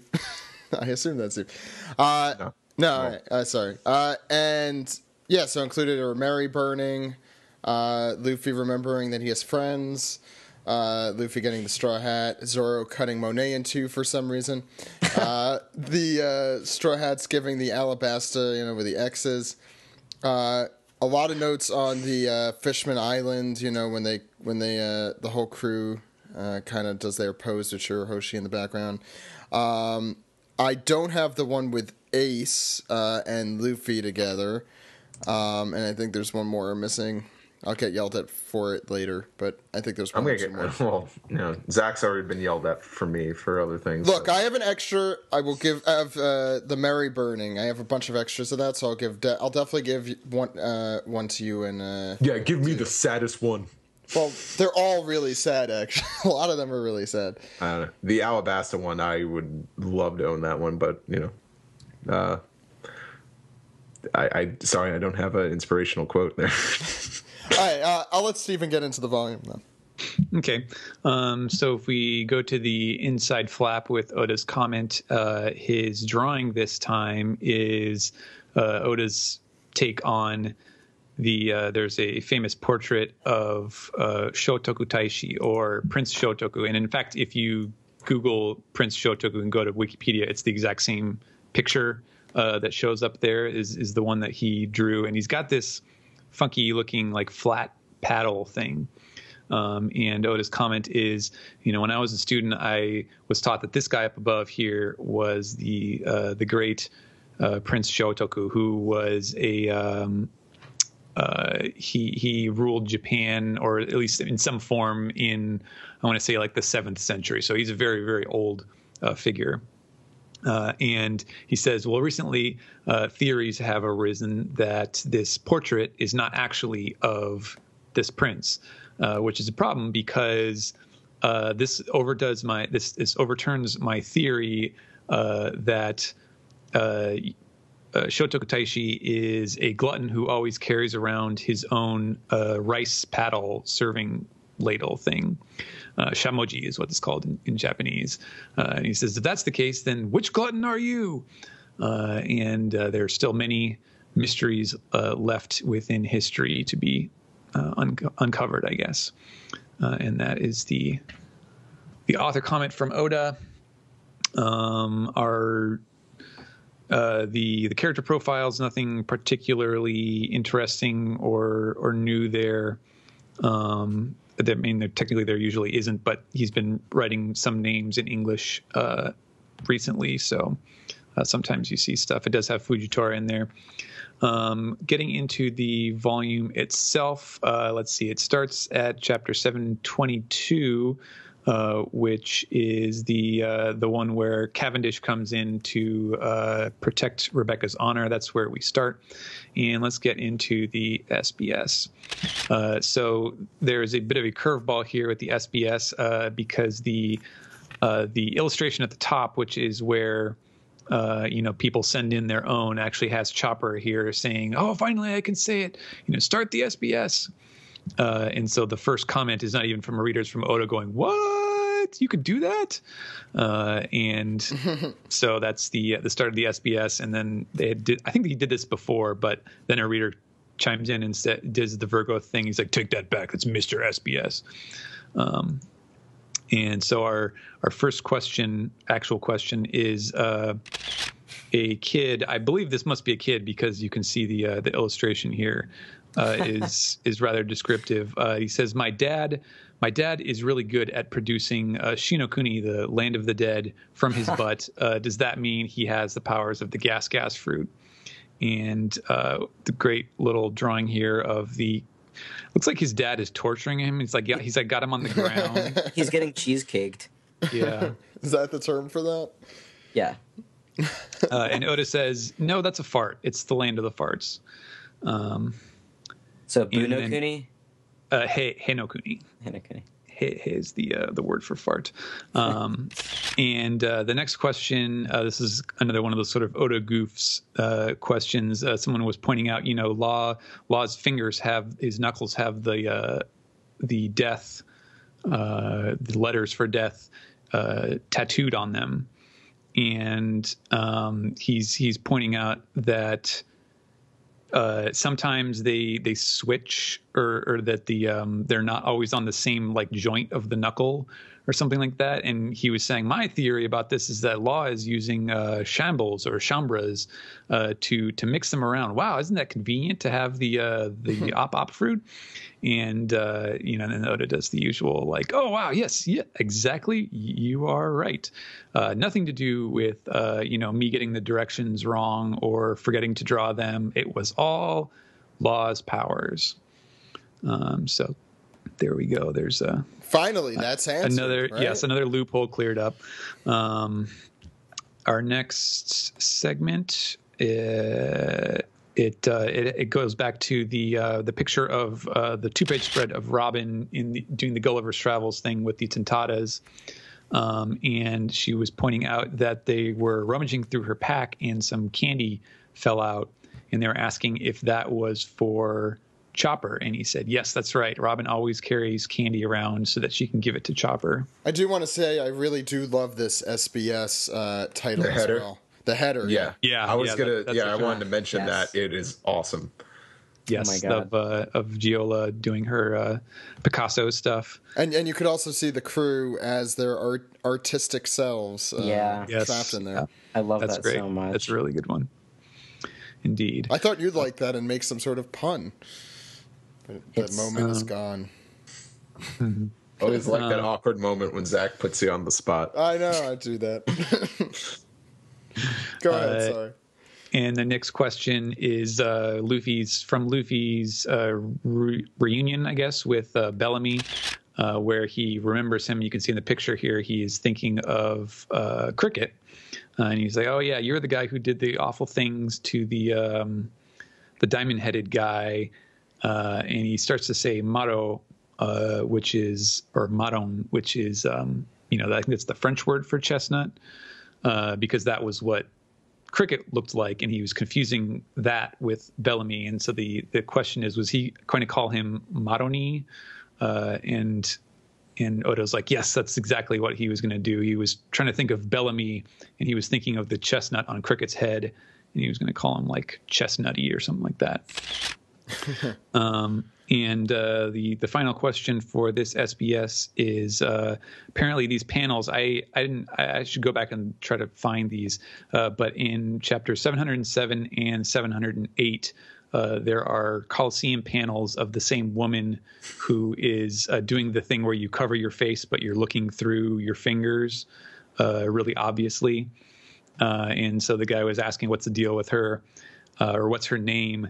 And Oda comes up with a pun. I'm going to have to think of something for this, but his name for her is Aremogami, which means like I'm going to stare at that. Ganmi means like to totally stare at something. So yeah, I'll have to think of something clever for that. Another good a Stephen pun. I'm trying to think of a way to combine those words. Yeah, it's harder than you think, isn't it, Zach? Yeah. Yeah, it's another good background character there for you. Let's see. Next SBS, we have a question about Rebecca, this guy who is 16, and it's worth mentioning that now we know that Rebecca is 16 as well. This guy is asking, is it just me and you, Odachi, who are hoping that Rebecca's going to have like a nip slip of some kind? Every time I turn the page in the Coliseum, I'm thinking, come on. And Oda's like, oh yeah, no, I totally get that. When is it going to happen? Allow me to quote Chappelle's Show when I say, come on, titty. I'm done. I thought it was appropriate. No, inappropriate, but appropriate for the situation. Both, yeah. Noda points out that, it's funny. You'd think, like, why did she choose something like that? But, there is the weight limit for the armor. So I'm drawing it against my will, I swear. That's what he says. That makes sense. That way she can move about without having to worry about... I mean, she was wearing a regular shirt, like, before... Yeah, I mean, it's worth pointing out that the guys are basically all wearing loincloths, so then like armor plating on their arm, whatever. Anyways, we don't look at that because that's gross. The next question, or not even a question, is someone saying, "I hear that I look or I am similar to Wapol," and Oda just says, "Don't worry, it gets better." And he has the picture of Wapol from the end of his cover story, where he's now a super billionaire with a supermodel wife, and he's on top of the world again. That's a really funny answer to that question. That's hysterical. I could just imagine the YouTube video being made. God. Do you eat everything and then get kicked out of your country for being a complete jackass? It gets better. Also eating things. And also eating things. Ships and weapons and other things don't yell at me. Yeah. Too far. It's okay. And the final one, I think this is my favorite SBS question for this volume, is another kind of jokey one, but it's you can see the illustration here is from Khalifa kicking Sanji right in the balls. Mm-hmm. And the question is, Oda, I was thinking, why don't, when you have these fights, why isn't everyone just going for the guy's crotches? Like, it seems like it would be such an easier strategy to take to beat them. And Oda says, well, you've got a point. It is a vital area.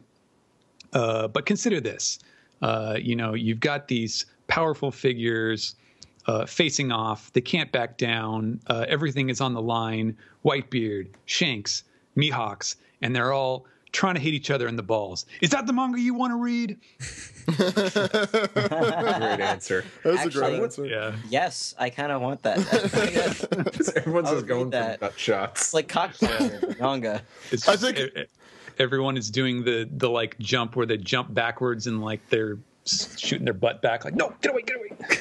I think Homer Simpson would. You can't have my booty. Oh my god! Wow, that's just inspired. Man getting hit in the crotch by football. That's just that's just inspired me to write my own manga. There you go. Don't you dare joke! I want to do this. Let's collaborate. Let's. Oh my god! Can we? Yes, we announced right here, folks. I would like to point out, maybe because I never realized this because I'm used to reading the English version, with translated sound effects. I love the sound effect used here in this panel. When he gets kicked in the nuts? Yeah, because it's almost like a physical object and it's so cracking. good. Yeah, that's amazing. That is awesome. Yeah. I don't know if Liz did that. The best part is that it says kokang, and kokang Means balls. It means crotch. Yeah, it means the groin area. Oh my god, it's great. So that's basically the onomatopoeia for that would just be groin or like dong or something. Dong. Yeah. Oh, that's great. This is why you get paid the big bucks right there. That's amazing. Yeah. Oh my god, that's amazing. And you just did that on the spot? Yeah. Damn. I'm not cut out for this at all. Yeah. So moving on, we have some more crew information here. Someone says you've written about everyone's favorite food. So what is the food that they hate, they would never eat or never want to eat? And so Oda gives the answers and then the reasons why. And Luffy's great callback here is the cherry pie from a particular restaurant, for no particular reason. Obviously a callback to Jaya and the great scene with Blackbeard. Zoro's least favorite is chocolate. It's too sweet. Nami's is, I'm not sure if this is oranget. I don't know if that's a French thing. No, I think I've seen those. I think they're... Is that sort of like fruit sorbet or something like that? No, I think Orangina? I think she's referring to like a small orange. That's so weird though. She's referring to like a small orange because there's like a clementine. I was thinking like a clementine. I mean, I could look it up. Are much smaller. But the reason given is that she's like, if I want fruit, I'm going to eat fruit. And let's see, Usopp's is all kinds of fungus. And it says I would translate this as he had a bad experience on one. Now that's kind of a double entendre, but it's really more like like he had indigestion or something like that. Sanji's is konyaku, which is I guess that's an Asian thing. It's not necessarily Japanese, but that's like a starchy, like a root thing that is put into a very chewy thing, but it doesn't really have much nutrition. That's why he doesn't like it. It has no Wasn't nutrition. that a word that was in a tongue twister you said one time? Yeah. Wait, it's not. I know which one you're thinking. Is that not cognac? It's pronounced the same way. Obviously, it's not the drink, but you know what I mean. Chopper's least favorite is anything spicy because it's not sweet. Robin's is gum because you can't swallow it, which is a little weird. Yeah.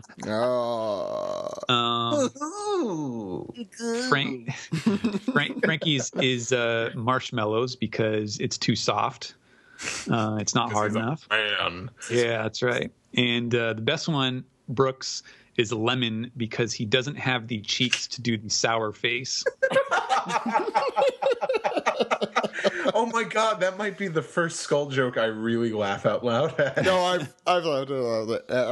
I've laughed out loud at other ones. I mean, that's really good though. I like him because that's cute. But this one's I think because it's not actual dialogue. I think it's just in a description.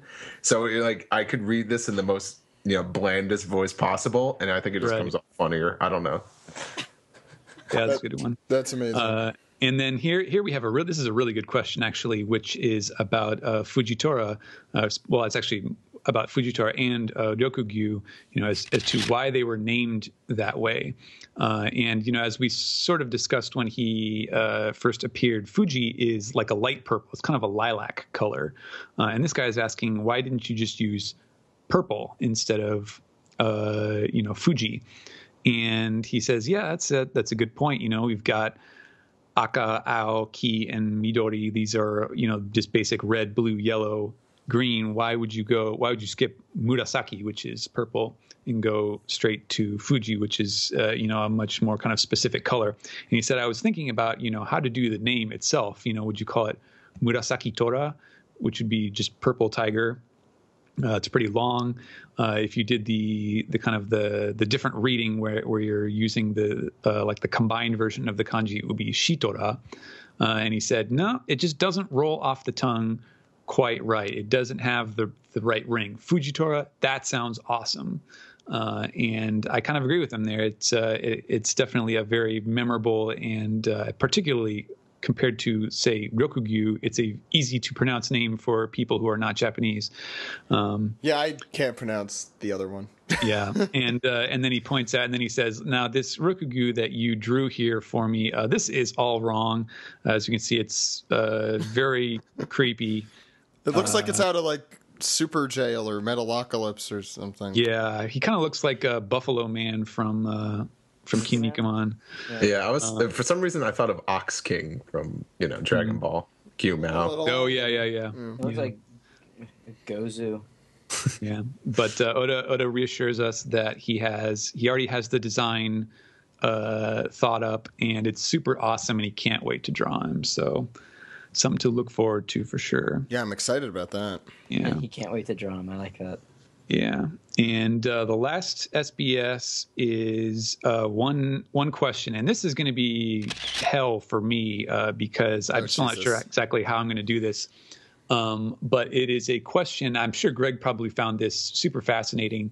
It is about Zoro and Sanji and what they use to refer to each other when they talk to each other. And this guy went back through the whole series and looked up all the times where they interact with each other or refer to each other and what words they used, and then rank them according to frequency. Jesus Christ. Yeah. Both of them fans. Both of them, the number one was teme, which is like the rudest way to refer to another person, which is great. And then the second one was omae, which is also pretty rude. And they just got a whole bunch of them, and a lot of these are really funny. I'm not sure. I mean, I guess I'm going to have to go back and try to find most, if not all of these in the text, which will be hard. But, like when it gets down to the single use ones, then you have, things like idiot cook, shitty cook, beautiful eyebrow. Darts, that's my favorite. Yeah, darts, yes. Darts, dart brow, twirly, hoge, Mr. Nosebleed. And then let's see, for Sanji's, you have the shitty swordsman Marimo, the shitty lost idiot. Creative stuff. Yeah. That one just rolls off the tongue. Yeah, Mr. Cactus, Marimo Head, Marimo Man, Baka Marimo, Idiot Moss. Yeah, just all kinds of stuff. And they're pointing out that Sanji has actually referred to him as Zoro on a number of occasions, but Zoro has never called him Sanji. And I guess, Oda, I don't know if this was necessarily conscious on his part, or if it was unconscious, but he said, yeah, that's right. You just can't see Zoro calling him Sanji. That's just kind of not what he does. But he says, they obviously they come to blows. They're like oil and water, but they are, Luffy's they are his wingmen essentially. So don't get too upset about them not getting along. They're kind of like, I never really thought of it this way, and this is going to be the nerdiest thing I've said in a while, and that says something. But I kind of think of them as like original Star Trek kind of, what is it, the id and the ego or super ego or something, because right, Spock and Bones kind of, they always hated each other, but they also were, Kirk's two sides of the coin. I didn't really think of that. And they also never called each other by their names. Yeah. So it's actually kind of similar. Someone pointed out, and this is way before your time, Stephen, that in the English version, there was one instance in which Zoro called Sanji by his name. Oh, really? During the Davy back fights, as he's strapping the ball on, saying, "You look nice, Sanji, don't worry." Which is actually, I think, probably the most, it makes the most sense for him. Yeah, if there was one place to have him do that, it's when he's taunting him like that. He was buttering him up, so he actually put it on. Yeah. There's one more, right? Yes, there's one more. It's sort of a clearinghouse of the names of the different tentatas that we haven't seen. And some of them we have seen. Oh, obviously, you know, Gancho, the King, Leo, Cub, and Beyond as the flyers. Don't forget about Flapper. Flapper, yes. Wicca, no, anyone but Flapper. and Nobody likes to talk about Buzzer. Which one's Buzzer? I don't know. I just fucking made it up. Oh, damn. It sounds like the name of something. Yeah. Like it's a ton. it would fit. And then there's Rampo, who is the guy with the real pointy nose and the shaded eyes. And then there's a couple more that we haven't seen. The one with the kind of the Mo haircut and the pudgy cheeks is Bomba, and he has a brother named Bobomba. That's pretty good. And then, you know, just kind of random names here: Mousy, Newbon, Pellini, Daikon. The Zangief guy is Baxkon, something like that. The pretty lady one who looks a little bit like Nami, she has the old Nami haircut, is Cotton. And Leo's grandma is named Grabba or Grabber. When did we see his grandma? Grabber. She was the one who was like he sewed her down to the bookshelf or whatever. Yeah, I remember that. You probably just mentioned it. I'm sorry. Asking again, I didn't hear it. What's the difference with the lower row?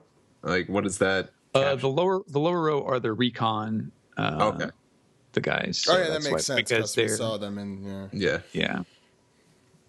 Cool. So yeah, and that is the end of the SBS, and the final chapter in this volume is the big one with the non-reveal of Mr. Cravat in Luffy's epic face.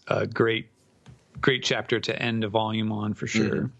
I also want to say that since the Usopp Gallery is also in every volume, those are now online at One Piece, the official One Piece website, onepiece.com. Oh, really? One-piece.com for those who don't know. So you can check those out in full size, full glory. It's really cool. So that gives a chance for. I know a lot of American and abroad overseas fans have gotten submissions on there. Right now, I think only volume 73 is on there. I really hope they put a backlog at one point. That would be really cool to just have a full collection of that. Mm-hmm. So for Steven Dude, why don't you get those in? You should be in one of these by now, right? I've always thought about it. I don't know how to. But. Well, you have people who are probably capable of helping now. I might see one of them this weekend. I don't know who that one would be. I'm guessing Doctor. And there was one other book that came out. I don't know how much of a chance you had to look through it. Yes, I've skimmed through it. I picked up this book. It looks really cool. It's called the One Piece 500 Quiz Book. And I was really intrigued by it, but then I flipped it over, and on this little plastic piece of paper, there's just this really goofy guy, like, mugging at the camera like he really owns this book, and that really turned me off. So I don't know if I really want to even look at this book anymore. But yeah, why would you give your money to him? You know, why would you give so much of your money so that he could do something? It's such a scumbag. He's just gonna blow it on airplane tickets. Yeah, it's like putting all that money towards like panda, exhibits to make sure they're comfortable. I thought you were going to say airplane peanuts. It's like blowing all your money on airplane peanuts. Just really love them. Yeah, it's only $5 for 5 peanuts. What is going on? But yeah, the book looks really nice. If you've bought any of the data books, it's very similar in terms of polish. Very nicely laid out. It looks like it's just all questions. It's pretty much just quiz through the whole thing. But like almost every question has a panel of something. So there's a lot of visual flair to it, and you can sort of recall the things that they're talking about just from looking at the panels. And so I think probably sometime this week I will try this. I'll try going through them and seeing how I do. No preparation, of course.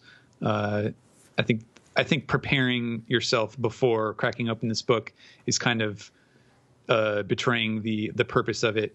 So I'm just going to see how bad I do, and hopefully we'll get some good laughs out of it. Maybe I'll pick out some of my favorite questions and make a segment out of it for 2 weeks from now. Yeah, at least, it's like that's not a pressing concern. Yeah. And the same, the smirking guy in the back, he has like this whole section toward the back of the book too, with like diagrams pointing at him. I don't know if you got a chance to look at that. Yeah, it's like they put like a picture of his room. I mean, I don't know why anyone would want to see his room, but yeah. So there's a lot of this particular individual toward the end of this book. But if you speak Japanese, I don't know. It's probably a lot of fun. Steven will let us know. We'll probably get a full report about it in the next few weeks. Sure. Eventually. Like, don't blame Steven if it takes him a while, because this is just something he's doing for fun. So, like, come on. I think that's everything for Volume 73 and that other book, right? Yep. So, Steven, thanks as always for going through this with us. It was my pleasure, guys.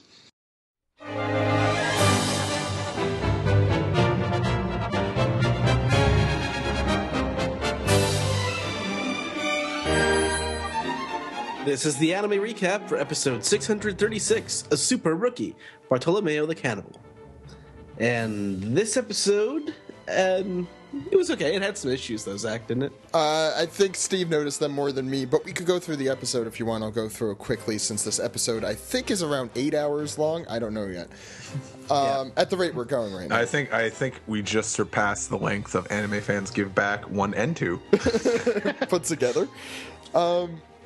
Okay, so we start with the heel coming out. Here comes Bartolomeo. Oh, Zach is catching on. And each and every one of you can all go to hell. oh shit, I am the only person here who doesn't watch wrestling. It's Doc and Ed and Steve. Oh, Yeah. I'm just... Once again.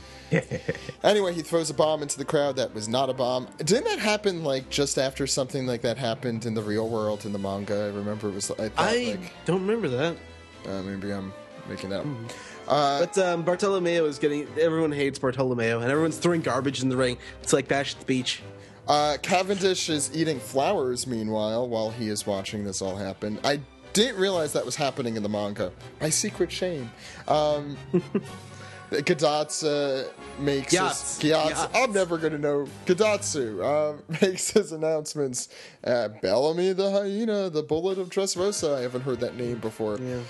But did you see when the toys are trying to climb all over each other to get out of the Coliseum? They're like drifting into teddy bears and throwing them down. They all turned into assholes, which is the funny thing about I don't know how It's like the George Carlin bit about trying to get off a plane as it's crashing. Get over the old people, all the handicapped people. They literally I said have to that. build a route to the exit door of the airplane. I think one of them said, "You're old. You're not going fast enough. Get out of my way." I think that in this episode they said that. I think the funniest thing, like, you could tell that, I think I could tell that we were in for a lot of lazy animation, or just not a lot of animation at all, where I think one guy was trying to get over a toy and he's just yelling at us, like, out of the way. And then this other guy pops up behind him and has a conversation with him, and he kind of turns around and continues talking to him. He's like, wait, weren't you trying to run away? Oh my god, we gotta get out of here before that bomb explodes. Get out of my way, you toy. Yeah, you tell that toy. Well, thanks, Dean. I was telling this toy that he should really get out of my way. Yeah, you should have done that. Yeah, I'm doing that right now. So what are you up to on Friday? Like, it felt like they were having a conversation. Like, shouldn't you guys be running and mushing each other? And Dagama tries to talk to Bartholomew, and he's like, fuck off. We have a Mr. Cavendish exposition. He is actually taking the place of Oda Boxes here. We get, I think, what's new music, and we go through all the people: King Elizabello, Dagama, Blue Gilly, I wrote them all down. Tank Leopard. No, wait, no, that's not right. Blue Gilly, Dagama, Tank Lepanto, Abdullah, Jeet, Hack, Elizabella, Bellamy, and Bartolomeo. My autocorrect fixed a few of these because they aren't in English. And I want to note, Gyatso also has like completely stationary female attendants who are who do not move while he is talking. Not at all. It's a little obvious. And then we find out that Bellamy brought the gold pillar down from Skypiea. Oh. And he also, before the commercial... Do you think it was the same gold pillar that they intended to give to the Straw Hats? Well, are there other loose pillars I do like how hanging around? I do like how after Cavendish goes through all the names, Luffy's like, "Can you repeat that? I didn't get any of that." I'm like, get to the fighting, but first, Morrison, we had to sit through all those introductions. But when the fighting starts, Bellamy takes out 5 random guys. It's pretty cool. Bellamy really is like the Randy Orton of the Coliseum, isn't he? No, guys? he's the Dolph Ziggler. No, he isn't. I mean, he's the authority's guy, but What's he also is happening? out of favor with the authority, man. Come on. But Wow, yeah. he's so Dolph Ziggler. He's here to show the world. He's here to show the world. No, but yeah. All right. it Bring it on. We come back from commercial break. Man, if people didn't hate me already, they hate me now. We come back from a commercial break, and a mace comes out of the smoke, and we see it's Elizabello and his team backing him up, led by Dogma. Eggman. Eggman. I wouldn't call them a team as much as I would call them the human meat shield. We find out that Elizabello was the king that took down a fort single-handedly. We get a nice, good flashback of this. And it Of all the takes him... characters I do not care about, Elizabello is one of them. He is a very stupid man. He's very stupid. It takes him about an hour to power up the punch. I like the little gags with these. I mean, they don't spend that much time on him. Too much, but not that much. We also find that there was a traitor, I forget which guy this is, from Dressrosa, who Bellamy was like, you're a traitor. He's like, nah. That's Tank. That's Tank. And pretty much he said, why? It's like, why? He comes back later, doesn't he? Yeah, he says like, why go for this glory when I could just, get some money? It's like I don't need this. I don't need this like you. I just want, Did you notice how every time there was a shot of the crowd, nobody in the crowd was moving? Yes, that was my biggest gripe with this episode. Yep. Yeah. Just, yeah, that's like any Midwest WWE crowd. The worst part... Shut up. The worst part... Not Chicago. Go more west. The worst part is they use the same stills. I don't know if you noticed that. They use the same exact stills. Anyway, we see Ricky the Gladiator. No one knows who he is. He's doing a pretty good job there. Whose color scheme is different than it was in the colored manga. I was gonna say, yeah, he didn't look like as I remembered him looking with the colors. Anyway, Bartolomeo sleeps on the side. Cavendish explains why he hates Luffy, and that is when this big giant guy comes up behind him. He has a big 12 on his head. We were introduced to him already as Don Shinjao of the Kano Kingdom. And he goes to Luffy and he's like, how's Garp? And Luffy's like, how's Grandpa? I don't know, or whatever. Because you're totally Monkey D. Luffy. And Don Shinjao explains how he is holding a grudge against Garp, and he's holding that grudge against his grandchildren, and that ends the episode. And things kind of hit Luffy there, and it then hit Cavendish, and it's like, oh fuck, no, I'm not that guy. What? No. And that's our cliffhanger for this week. Yeah, which was the cliffhanger in the manga as well. This episode was really not much happened in it. There was a few things. There was, the fake bomb and, a little bit of Bellamy and Bartolomeo, and just not much happened. Okay. It didn't look very good. I definitely should go next because then Zach and Zach could be the tiebreaker because I still like this episode. Still like it. I really enjoyed it. I like Bartolomeo in this episode, but there were... Well, I like Bellamy, too. I like seeing Bellamy fight. Even though he's a total badass, somehow the spring fruit still seems like the silliest fruit when it just goes boing, I agree with boing, and you just got some juiced up guy going like, but he still comes off as a badass. I like seeing the fighters for Block B. I like seeing Bellamy in action. I think my only gripe with this episode was just some lazy animation here and there. I still really liked it though. Doc has an opinion too, so we might still end up in a tie. So Doc, I mean, yeah, I'm kind of lukewarm on the episode itself. I mean, yeah, like it's not too much has happened. I did like Bellamy stuff. That was cool. I keep forgetting, like, oh yeah, this guy used to fight. Kind of okay. It's a silly gimmick, but he makes it work. So I guess since we got one in the middle and one on each side, I'll tie break anyway. I'm gonna actually say I like this episode, so I'm siding with Steve. So Steve wins today. No, it's a tie. Or no, because Doc was in the middle. Impartial. Yeah. Wow, Doc, you're like an Oscar judge. Says, oh yeah, I haven't really seen any of the animated films, so I'm not gonna vote. No, dude, like the animation was nah. No, I'm agreeing with That's the that. thing. But Yeah. what was done, there were a couple scenes that were done okay. I think it was, but it was fun. I had a lot of fun. Is animated very well. With him going, I thought that was done well. That was probably the best animation of the episode. King Hippo? Yeah. I think the what's happening is a lot of fun though, so it kind of, I think it makes up for it a little bit. Anyway, any other thoughts on the episode? No? Well, let's go on into the Toonami recap. Ready? Wait.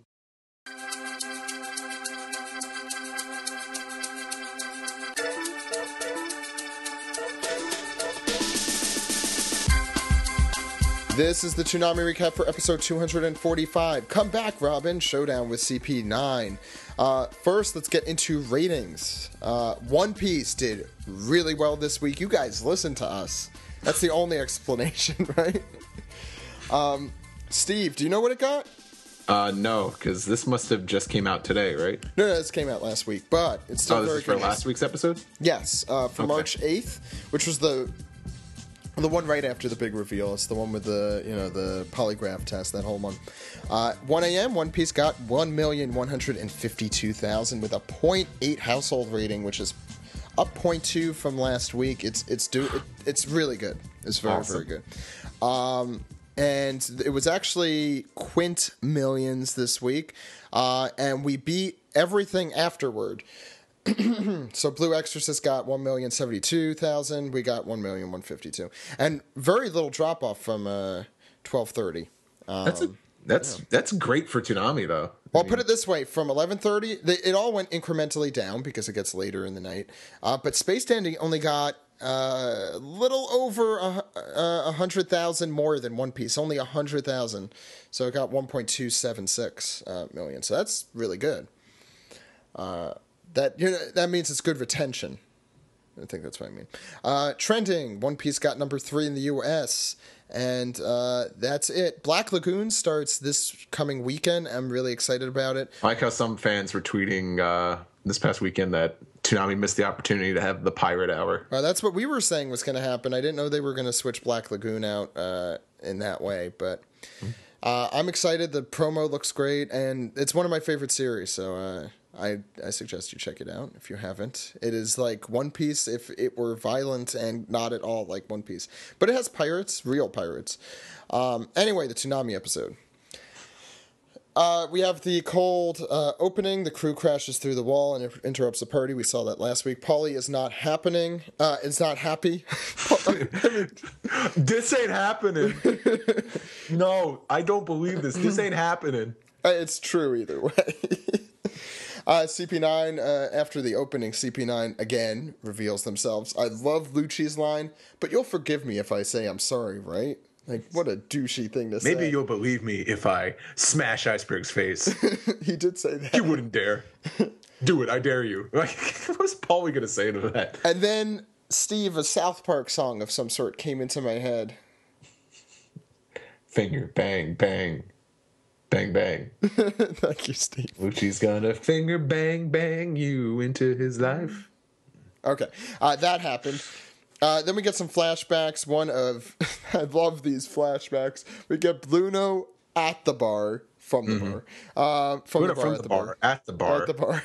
And Paulie's enjoying a nice drink with Lucci. It's like, hey, Lucci, come over here and have a drink with us. It was I like was going to find it funny because it's like you had to tie in Bluno a little bit more to Galley Foreman because he's totally out of place. It's like, and Gino from the meat shop. Flashback. Come on, Lucci, let me buy you another turkey leg. And then this making up characters now. And then we have Paulie looking at Khalifa's skirt, and Kaku's there too for some reason, so it's exactly the same thing there. Yeah, I do have to admit though that skirt was just far too trampy. I mean, yeah, it looked like a long t-shirt. I could dig it. And then Luffy steps in, literally, he kicks him in the face.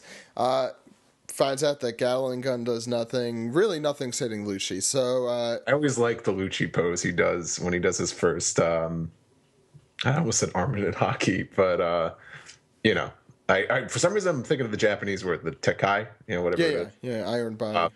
Iron Body. Yeah, I always just like that pose in the animation. Lucci just like throwing his arms down to his side. It kind of looks ridiculous, but I kind of like it too. I just felt like I had to mention that. And then Luffy makes a speech that he's going to kick some ass, even though it's clear he is not going to be kicking any ass. There will be no asses kicked today, just yours. Robin, he asks Robin, why would you team up with the world government? She's like, and I wrote, Luffy is confused by her enigmatically straightforward answer. I mean, that's kind of correct. She's just like, I have to accomplish my goal. I'll make any sacrifice possible. We go to commercial break and come back. Luffy's like that annoying kid that just keeps asking why. But why? No, just why? Why? Yes. Why? So we find out that they have, you wrote this on Twitter, I think, Steve. They have a date with Frankie, and they've been planning it for 4 years. They have a romantic rendezvous with Frankie. Just the way Lucci said, we have a date with Frankie. And I just immediately just pictured a candlelit dinner with Lucci and Frankie. And Lucci said, you look lovely tonight. We see Hattori, the pigeon, get more and more evil as the episode goes on. Luffy just can't get over Robin. Zoro's like, let's just give up on her. This is done. And as they try and fight their way through, we find out Blueno is faster and stronger and can fly and is paper sometimes. Kaku and Khalifa do a Tempest kick against Luffy. Pretty cool scene there. Then Robin jumps out the window. It's actually a really nice scene. The music is a really good touch. It ends abruptly, but it's well done. And then, of course, Zoro tries to fight Kaku and is injured because he's Zoro and he always gets injured. And then we find out, since the bomb is about to go off, let me brag about my awesome power I got, which is literally what happens. I feel like CP9 was not being thorough enough. It's like, we do have to kill you. We told you everything about us and you know who we are, but it's like a cat. Oh, sorry. It's like kind of spoil. Who cares? Lucci is kind of playing with his prey. Good hint for what we're going to see next week. Episode 246 will be next week. Don't miss it. Saturdays at 1 a.m. Watch. Keep those ratings up. I just like to thank you guys for watching. You guys are like, just, for One Piece, yeah, awesome. But like, it seems like Toonami, the numbers have been great lately. And I'm glad that One Piece kind of bounced back to anyone that was kind of overreacting a little bit. Agreed. Why don't we get into our next segment, Steve? I almost called you Ed, but you're not Ed, you're Steve. It's okay. You can call me whatever you want. Okay. Big boy. Big boy. Let's get to the next segment.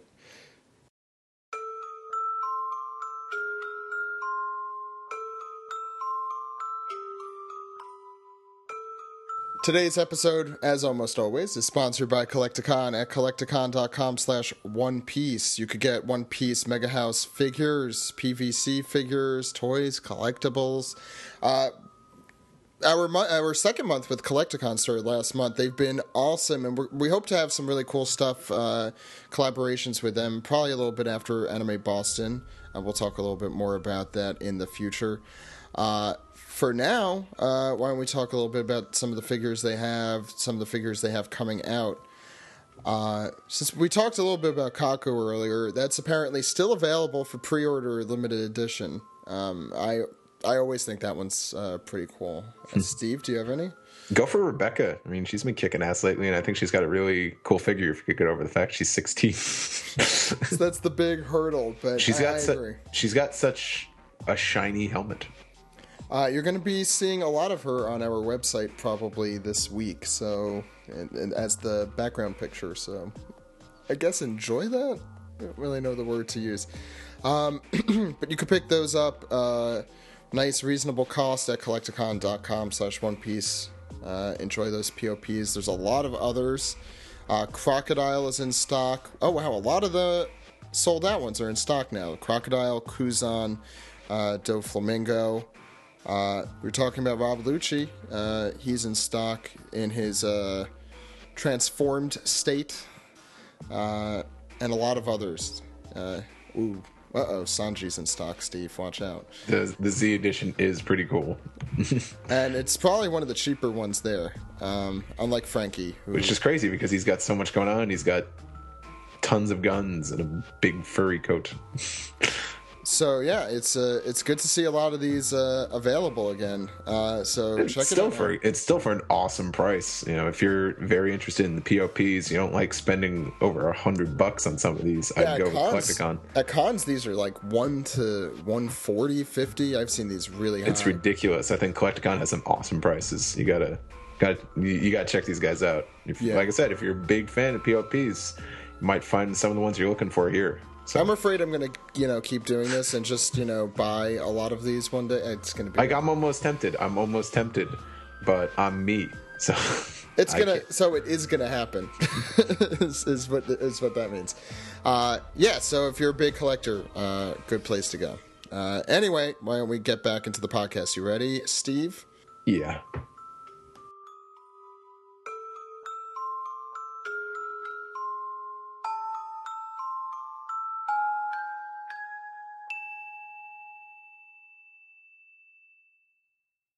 This is Monkey D. Luffy, and you're listening to the One Piece Podcast. Bring me some meat.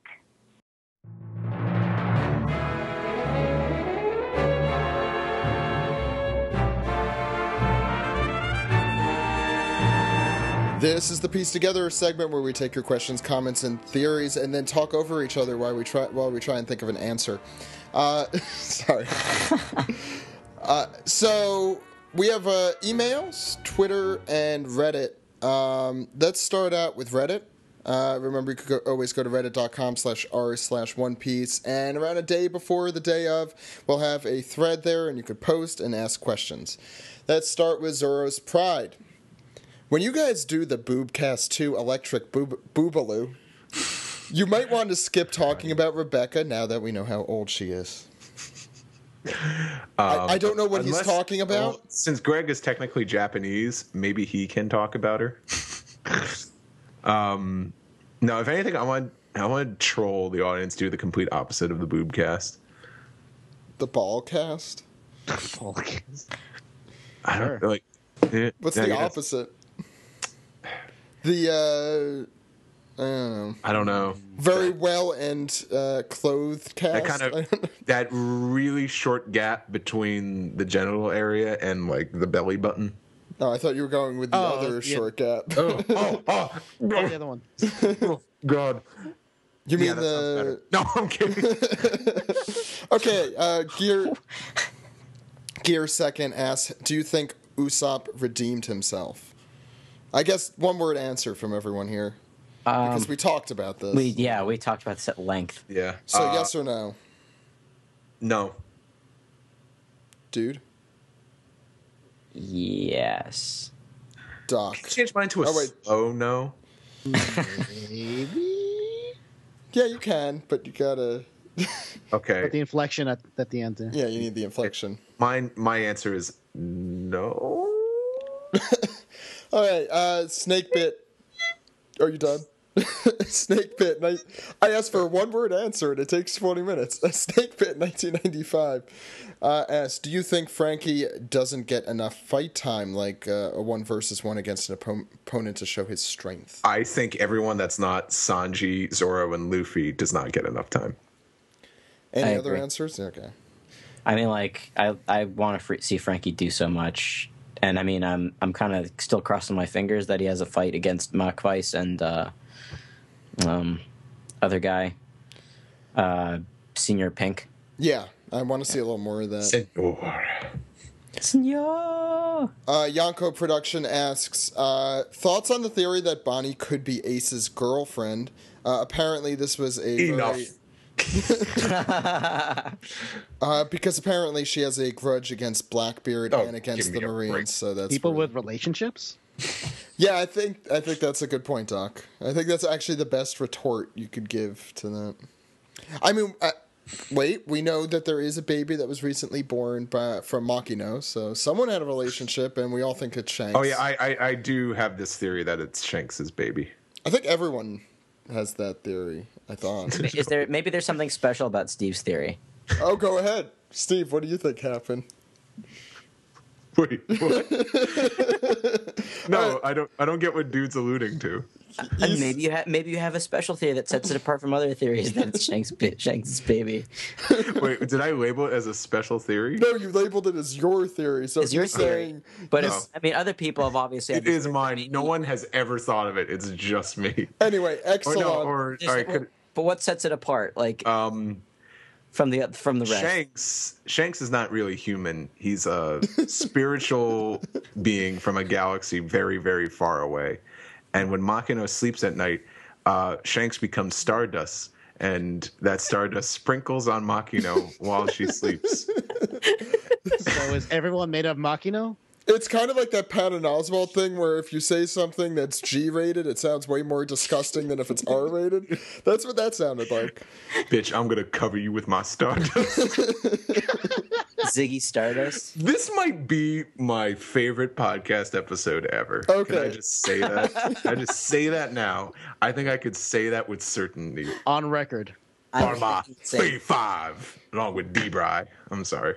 I can't even get the question. Exelon13 says, how powerful do you think Heroes is? He seems like he's very confident that he could take Doflamingo out if he were not a toy. I'd say he's so strong, he could win like 1,000 battles in the Coliseum. Oh my god. Jesus Christ. I guess he's super strong. I don't think he has a devil fruit ability. I'm not going to start thinking whether or not he has hockey, but He may. He could probably put up a good fight, but you got to remember that Dofi totally has, an OP devil fruit that's just basically makes him a puppeteer. I don't know exactly how you combat that. Well, Someone we might do ask, know- Can you cut the Leo's strings? ability. Leo has it? the Stitch Fruit. Wait, Leo. No, we're talking about Kyros. Yeah, I know, but how do you combat it? You get Leo. wait. That's true. That's a good Leo point. has a devil fruit? I totally forgot about Yeah, that. you could stitch things. That's how he stitched Robin to the ground. We just talked about this in the Volume 73 segment. Well, I remember talking. Wow, I can't believe I forgot he had a devil fruit. Yeah. It's forgettable. I'll give you that. It is definitely forgettable. What compared to the jacket fruit? I'm just thinking of the God, Venture that I Brothers forgot song. about. I could become a jacket. Oh God, I did. Now you forget. are. Now Rob you are warm. Schneider. Rob Schneider was Jacket. No, with everything Kelly going Funk is. trouble is he's gonna become a jacket. Oh, I'm a jacket. Rated PG-13. He's gonna find out being a jacket is Is not it as easy as it looks? Rated R for pirates. Fuck you. That's oddly appropriate. Where the hell were we? No, we do know that Kyros, or the Thunder Soldier, is able to do Skywalk. We saw that, or whatever it's called. Moonwalk? I don't remember what it's called. Come on. So we know he could do that. So we do know he may have all of those powers. Those are the 6 powers. Is that what it's called? Yeah, that's what they call that. Anyway, next question. Kobe the Fist. Who is your favorite and most disliked out of the Coliseum 4? Bellamy, Rebecca, Bartolomeo, Cavendish. Diamante isn't a choice. My favorite is Bellamy, and most disliked is Bartolomeo. Wait, who's the 4 again? Yeah, why is Cavendish in that? And Why is Bellamy in there? I think he's asking, who do you like and who don't you like out of Bellamy, Rebecca, Bartolomeo, and Cavendish? Why not pick those? I like them all. All right. I don't even have a reason to hate Cavendish. He's such a hissy fit pretty boy. He's entertaining to me. We don't have bishy characters in One Piece. So Well said. And the thing is, because he eats flowers. It's a shonen manga, and it's completely different than any other shonen manga. So to have a bishy character in there is pretty funny. I maybe my personal favorite. I've always liked the Bellamy character, and I really like his arc. He's totally a Dolph Ziggler. I guess he's my favorite of the bunch. Next question. I just realized during this week's episode that there are a lot of pirates with logos on their back in this arc. We have Law, Bartolomeo, and Bellamy. Do you think think something may come from it, or is it just art Oda has gone with for this new arc? I think it's because they're pirates and they like wearing their symbols on their back of their shirts. Luffy should do that. That would be weren't one of the original, if you've seen the the original designs in green. For the time skip. Or not green. That was where did you draw those? Was it a volume? It was in a volume. Yeah, it was volume 61. Oh, there you go. Yeah, I think there's some more of it in green. One of those. It's really sad because I really liked some of those. No, designs. green was all pre-time skip. Okay, so deep blue probably. I think. Yeah. I hope we still see some of those designs down the road. Me too. They look really cool, and I'd love to just throw them out. Totally would have been for Robin with short hair. Oh yeah, just saying. Yeah. Yes. Oh my God, Doctor. That was the creepiest thing I've ever heard. Oh yes, that's very good indeed. Well, we know what kind of doctor he is. A gynecologist. You cut right to the chase there. Do that. Okay, Dream Eater says, well, speaking of, will you be recording your panel at Anime Boston? The answer to that is yes, but it won't be available to the general public. If it is, it will be a very long time, but it will be available to those who donated to get Greg over, and probably to the Kickstarter supporters as well, I imagine. Just as soon as Jose worked himself to the bone to finish OPP Japan, we're going to put him right back to work. I know. No, that won't be out for a while, though. He's our Tontada. You know what? I should draw Jose as a Tontada, because that's basically what he's become to us. Oh, no. And he's going. It's like, don't worry, Jose. This is gonna be great. Yo, we mean it? Okay. I'm Toonami faithful. Sorry. What? Jose, last, I love you to death. Yeah, we all love Jose. Now I feel bad. Last question on Reddit. How old do you think Sugar is? Could she be ancient? I have I think she's the same age as Dellinger. How old is Dellinger? I don't know. But I think they're. Well, I had the feeling that they were siblings, which we haven't. It's not like we heard a definitive answer to that yet. But I thought their designs were very similar. I did think they were siblings because they look just about the same age in that little flashback when the Don Quixote family invaded. But. So, do we have a new wrestling reference for this week? Because it's about time. I do. Okay, go ahead. Zach Logan.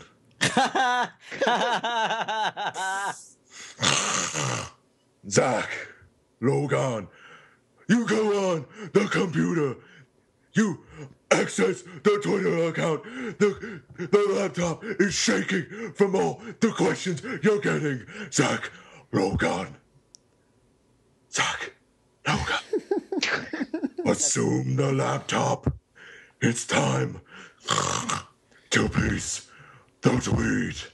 Sorry, I didn't want to yell anymore because that'll ruin your throat, man. Yeah. That's Ultimate Warrior at Hulk Hogan, right? Yeah. Yes. Hulk Hogan.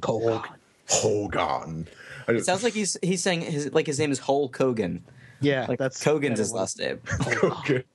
Hi, my name's Kogan. Hulk Kogan. We're gonna name a One Piece character then. Half Kogan. So let's start our piece of the tweet. It's where we take your Twitter questions and comments and theories. Mr. Rowan Owasanji starts us off with, as Gats was introducing Bartolomeo and Bellamy, I was thinking how awesome it would be to have Howard Finkel dub him. Yes. Doctor, I don't know if you have a great impression of him. I certainly don't. I think no one's not. I know. Yeah. No one has a good impression of him because he's never been quite replaced. Completely out of context. I'm sorry, folks. Howard Finkel is a Hall of Fame wrestling announcer. He is just the. And no offense, Howard Finkel. He's the dopiest, scrawniest looking guy, but he has the pipes. He had the best announcing voice ever. Just so deep and. I could just imagine him yelling stuff like "Bellamy the hyena." So, I do know that voice. Yeah. Look him up. He's got such a great voice for that, and that would never happen. But if it did happen, Well, I think like someone like Patrick Seitz, I'd say, someone with that really. Well, Patrick Seitz would never be casted as Gats because. No, I know because he's Frankie, but someone like that with that tenor, I think could. Michael Buffer. Do that. All right. Next, me and Gene Okerlund. Yeah. Well, Mean Gene Okerlund was an interviewer. He wasn't really an announcer. It doesn't matter. Next question comes from Jeffrey. Actually, it would be funny. Next question comes from Jim Ross. I want Jim Ross. Jeffrey and Dino. I like this question. Funny note, in Spanish, tonta means fool, referring to a girl, and tonto refers to the boy. So tontata makes me wonder if Oda Sensei knows. And we have had a Spanish kind of, what do you call it? Spanish theme going with Dressrosa, so that makes a lot of sense.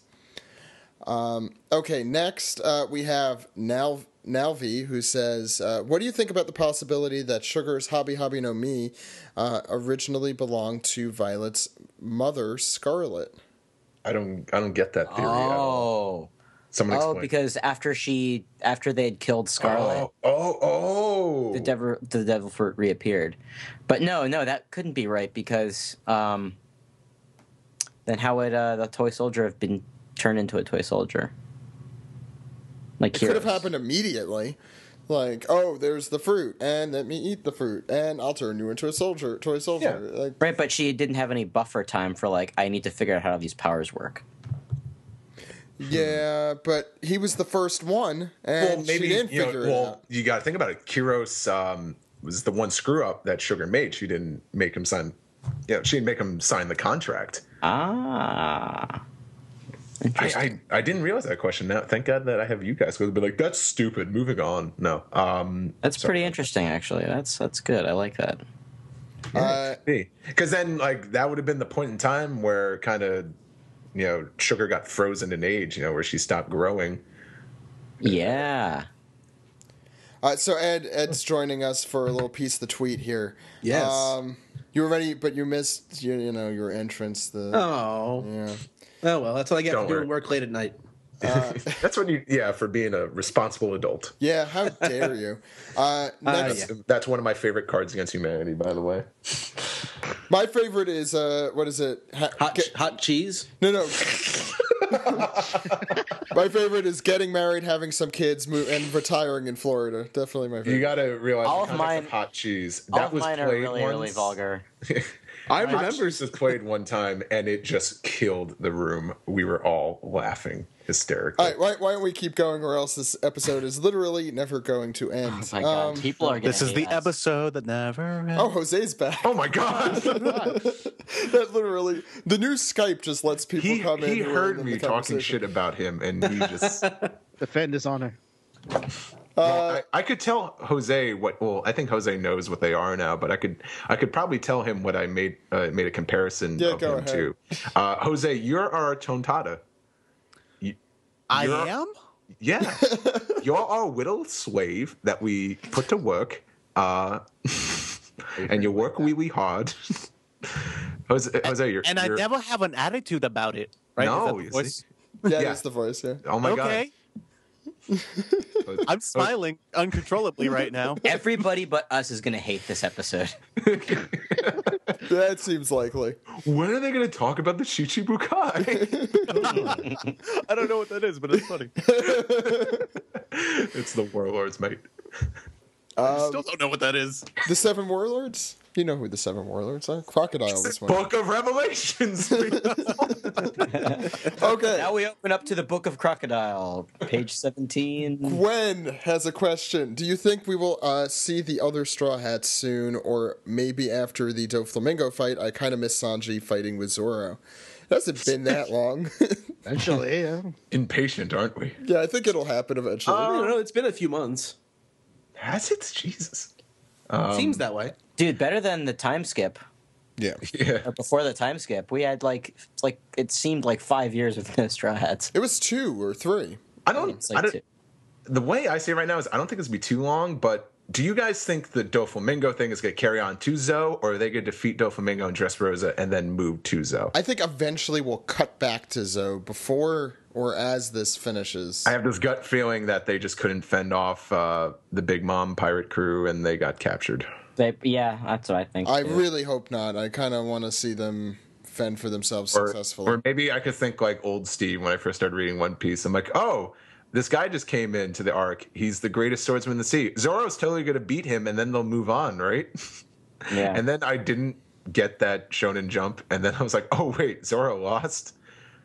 What was this? That kind of makes sense. What was this Karate. question about?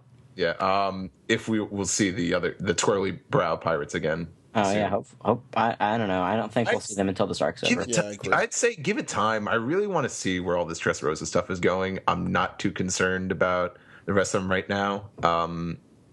I think they're going to come back when because I'd like to see a mini arc. I think of the juggling Twirly Doflamingo and Kaido and Big Mom, it's a lot, and I don't want to do that. My focus right now is on the whole Doflamingo conflict.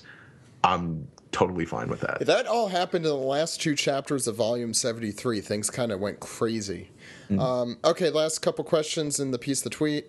At the end of this arc, I'd love to see a few panels of Usopp tossing the Sniper King mask into the sea, says Christian. Like the ending to Titanic. I think that's what that is, yeah. I think that would be too. That'd be too like not subtle at all. Yeah. It'd be really tacky. That would be pretty tacky. Does he even still have the mask? I don't know. That's a good question. I think he does. Might be on the ship. Thank you, Jose. No. Well, I have a reason. Okay. You don't even know what a warlord is. No. I do have a reason because they slight OPP Japan spoilers. Nice. Yeah. But they actually Oh, right. show. Yeah. Okay. Zach knows. I know what you're talking about. Yeah. They have animated it, so a 2-year time skip. Usopp with the mask. So, I mean, I know that's a little weak evidence, but they have animated it, so it does exist. From the animators, which I know for that's fans, be not the best skeptical, thing to yeah. say, but I don't know. I don't think he would have gotten rid of the mask. But hey, you get to see that in One Piece podcast goes to Japan. Now I want to see this. Oh my god! Very briefly. I don't want you to be like, oh, you get to see Anyone the whole else that's not anime. going to Boston right now is just like, God damn it! It'll come out Give it to eventually. me now. But I want it now. Of course, Americans wouldn't get this. Milos, the creator, Complete says, opposite. how would you guys like Luffy's fighting style to develop as the series progresses? Should he get a new power of some kind? I feel like that's No. happened a few times. Well, thank you, Sacred Star Milos, for sending in a question. Milos Forman.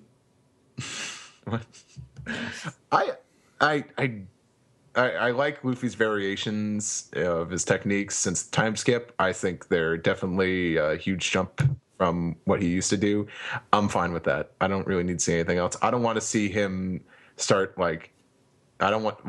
actually I kind of would like to see this just for shits and gigs. I don't want him to stretch out for a punch. Shits and gigs. I was going to say, I was like avoiding saying it, but go on. It's like I love kibbles and that bits. phrase. Yeah, shits and gigs. I don't want to see him go for a huge punch and then his fist somehow turn into like a dragon. I mean, the whole, like, Ed, when we started... Well, that would be ripping off Dragon Ball. That's Dragon Fist. Oh, Ed, when we started the podcast, we were like, vulcanization, because that's the coolest thing. You were like Vulcan. I was like, which is what happened. That's what, and I was like, yeah, Zach, that sounds great. but that's what Luffy's hockey essentially is, because it's that it looks like, it That's something looks they've like a never tire. said, but that you could reasonably say. No, I think maybe. they said something like that at some point. Maybe I'm making that up. Someone back me You up heard out what you there on wanted the to hear. internet. You heard what you wanted to hear. You know how my mind works. Thank you, Ed. Anyway, final piece of the tweet, and then we have some emails. Joshua Pong says, is Luffy going to finally get his statue from the Coliseum tournament? He did want a statue, that's true. Probably by the end, once everything's said and done, they'll erect a statue. Oh, instead of bringing Kyros on board as one of their crewmates, they'll bring the statue of Kyros on as one of the crewmates. Yes. we would like to reward you with this statue of Kyros. Okay. And just as soon as they just put it on the Sunny, it just breaks through the boards and sinks the Sunny, ending the One Piece series. And they never find the One Piece. Due to the large amount of time that this podcast has taken, let's just go through a few emails here. This one comes from Joel. Out of everyone we've seen so far on Dressrosa, which he says are a shit ton of people, Marines, arena competitors, Dofi, Circle, the Toys, the Tontadas, Jose included, who would you want to see Law work his magic on, Jose included? Who would you want to see body swapped? Jose included. I'll take the easy one out of the way, so you guys have to think harder. I would want to see Treble and Sugar's body, and Sugar's body, and Sugar and Treble's body. Your turn. Ed, why don't we start with you? Jose, you could join in on this and pick other characters that you want their bodies. It's like Freaky Friday, you know, their minds swap with their bodies. But Ed, let's start with you.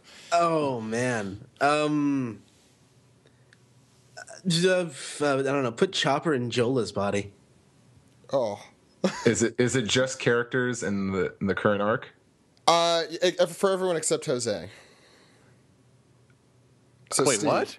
No, Jose hasn't seen the current arc, so Jose could pick who you could pick anyone. Okay, but for us, we're only limited to the characters currently in the Those arc, are the rules of the game that I've chosen. Okay. I want to swap Leo and Doflamingo. I love that. Because I want to see an evil, sinister Tontada, and I also want to see the most evil guy right now in the story as the nicest with the With that personality. wacky voice. Yes.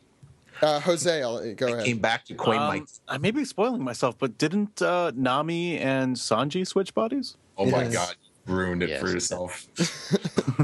It doesn't really ruin That was the anything. one thing I didn't want. Really? That? Fucking Freaky Friday? Didn't want that ruined? Get back to work, Tontada. It's over! It's never over. He was angry there. There is no tomorrow. Doctor. I was gonna go with Steve's. I just wanted this really just with Tontada with like this shit-eating grin. It's like nightmare fuel for me. Dude, you round us off on this one. I want to see Frankie in Baby Five's body because she can turn into any weapon, Oh, that would be pretty sick. That would and be. just to see his reaction to that, I would absolutely want to see that. Those two are pretty similar in their abilities too, which kind of makes that funny. I'm trying to think. I'll keep thinking. I'm gonna just weasel out of this one. Noah, Think forever. thank you. Noah says, "Hey guys, I was wondering if you could see Oda draw any celebrity like a One Piece character, who would it be and why?" His, and I like this answer, is Clint Eastwood. Oh, absolutely! Holy crap! I would love. Oh, to by the have way, we just did a- see Avril Lavigne, so no one say that. Oh, he actually did that. He did actually draw that. Interesting. Aw. But no, Wait, what the hell was the question again? I back him up on this completely because, dude, I would love like a giant print of just an Oda drawn Clint Eastwood, like Real life celebrity. man with no name. Stop. I want to see like maybe the Beatles, like the old Beatles. Oh yeah, that's kind of a cool idea. They're playing in the background in the cantina. I'm gonna say Theodore Roosevelt because I am a nerd. Doctor, You still have that picture you have of you posing like the statue of Theodore Yes, that Roosevelt? totally still does Good. exist. Good. Jack Nicholson. That's a good one too. Steve, It definitely has to be an old person because wrinkles are fun to draw. Shit, I don't have anybody right now. what's her face? The fuck. Oh yeah, I got one. face. Go ahead. I was thinking Malcolm McDowell, but like Malcolm McDowell from A Clockwork Orange. I think that would be kind of cool. He basically drew him as a bunch of fat people. You'll see. Ian McKellen. I've got it. Abe Vigoda. Perfect. Ending that Steve question there. Buscemi. Yeah. The funny thing about that. No, I know. No. Damn it. Oh, No. I'd like to see him draw the Marx Brothers. Ooh. Groucho especially. Next question comes from Liam Tasker. Hi, One Piece Podcast. Do you think Bartolomeo's crew are all Straw Hat fanboys and their ship is like a clubhouse? I love this question. Well, duh, Zach. I mean, seriously. You I'm think not the one who asked that. the captain's not going to make everyone be a Straw Hat fan? Yeah, it's ridiculous. That's my favorite question we've ever been asked. Bartolomeo would totally have a Straw Hat Pirates podcast. I was gonna say no. He'd be hosting this show. What would the show be like if Bartolomeo hosted? Oh my God, he's our poster boy. He'd be like, I love Luffy, and this was such a great chapter, and thank you for listening this week. You could all go to hell. Oh, Each and every one of you. I don't know. I'd listen to that. That sounds. Rate and subscribe on iTunes. Tell us what you think. This episode is sponsored by Kolektakon. Next, final question for Piece Together. This one's from Ben Wild. Hey, podcast. I'm sure everybody's tired of talking about this already. Perfect. Let's stop right there. I think we're just tired of talking in general this week. He has a theory about Jinbei. Luffy-kun. Do you think... Sorry, I don't know why I did that. Do you think... do you think that he might show up in the fight against Kaido?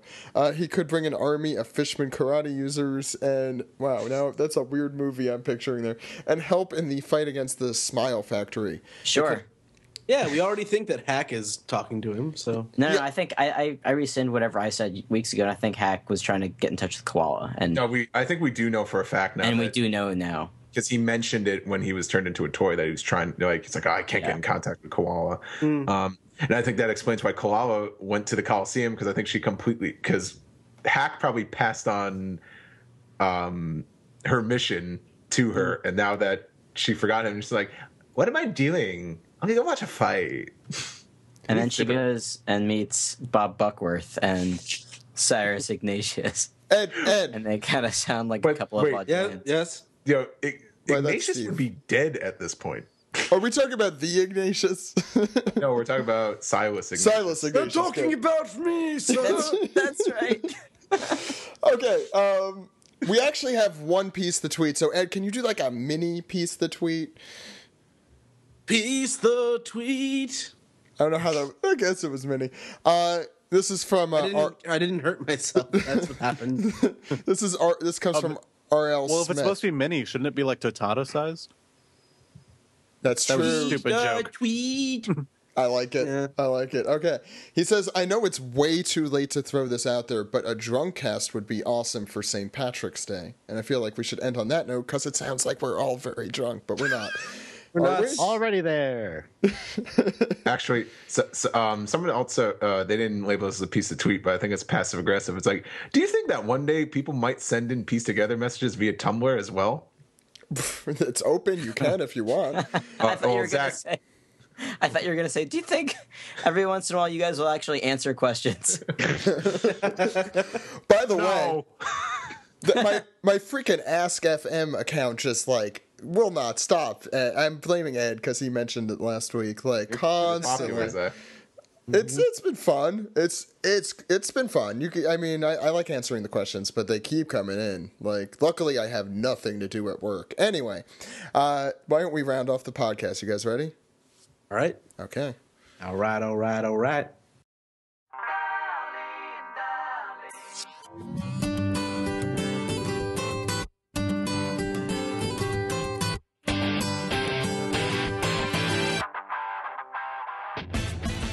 This has been the Unofficial One Piece Podcast, episode 310 for the week of Monday, March 17th, 2014. Big episode this week. I think we all kind of went a little nuts, but it's fine. We had Colleen Clinkenbeard on, amazing as always, and I definitely want to have her on a little sooner than 2 years next time.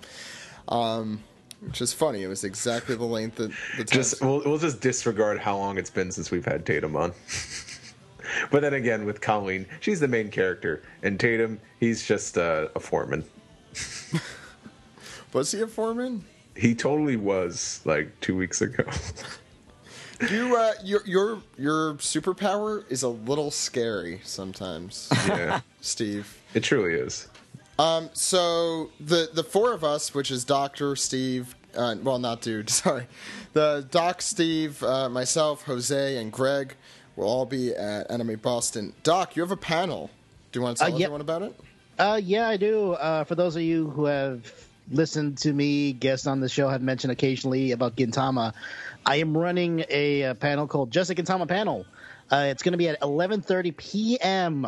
on Saturday, Panel Room A.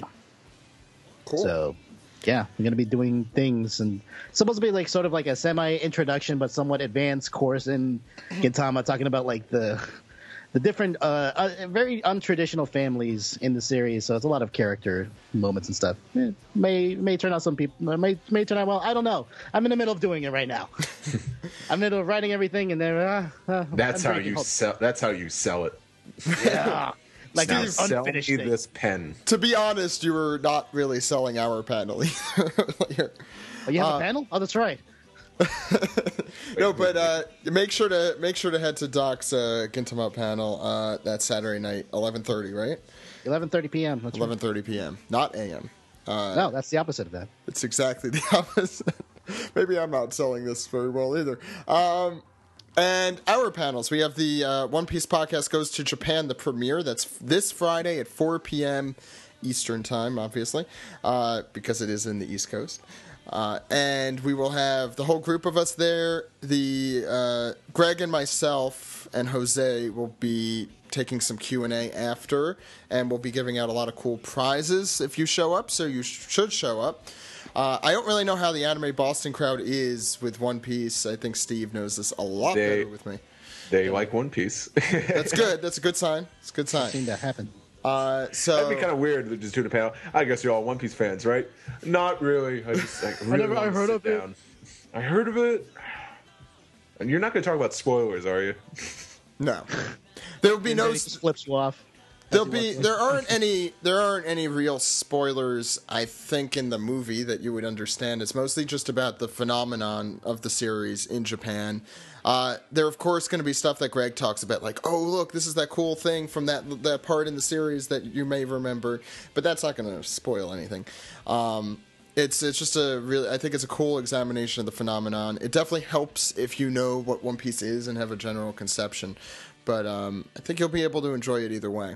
And I've seen a lot of it, a lot of times, so I think you'll like it. I don't know how I'm gonna have a very different experience than everyone else. This will be Steve's first time seeing it, and Doc's obviously. So I'm looking forward to their reaction of me being jet lagged. We also have a regular panel that's going to be Saturday at 5 p.m. and in panels 306. We're going to be giving out some really cool things, some really exclusive stuff from Funimation you can't get anywhere else. And I'll give a hint, stuff that's premiering at that convention, One Piece related, so it's not Attack on Titan, don't get excited, that you could get at the convention first. We'll be giving that out at our panel and potentially at the premiere. I don't know how many copies of this thing we're going to get. So make sure to stop by. That'll be Saturday at 5 p.m., panels 306. We also have, I don't know how much Greg is bringing, but we have some really, really, really cool stuff from Greg. I can't emphasize that enough.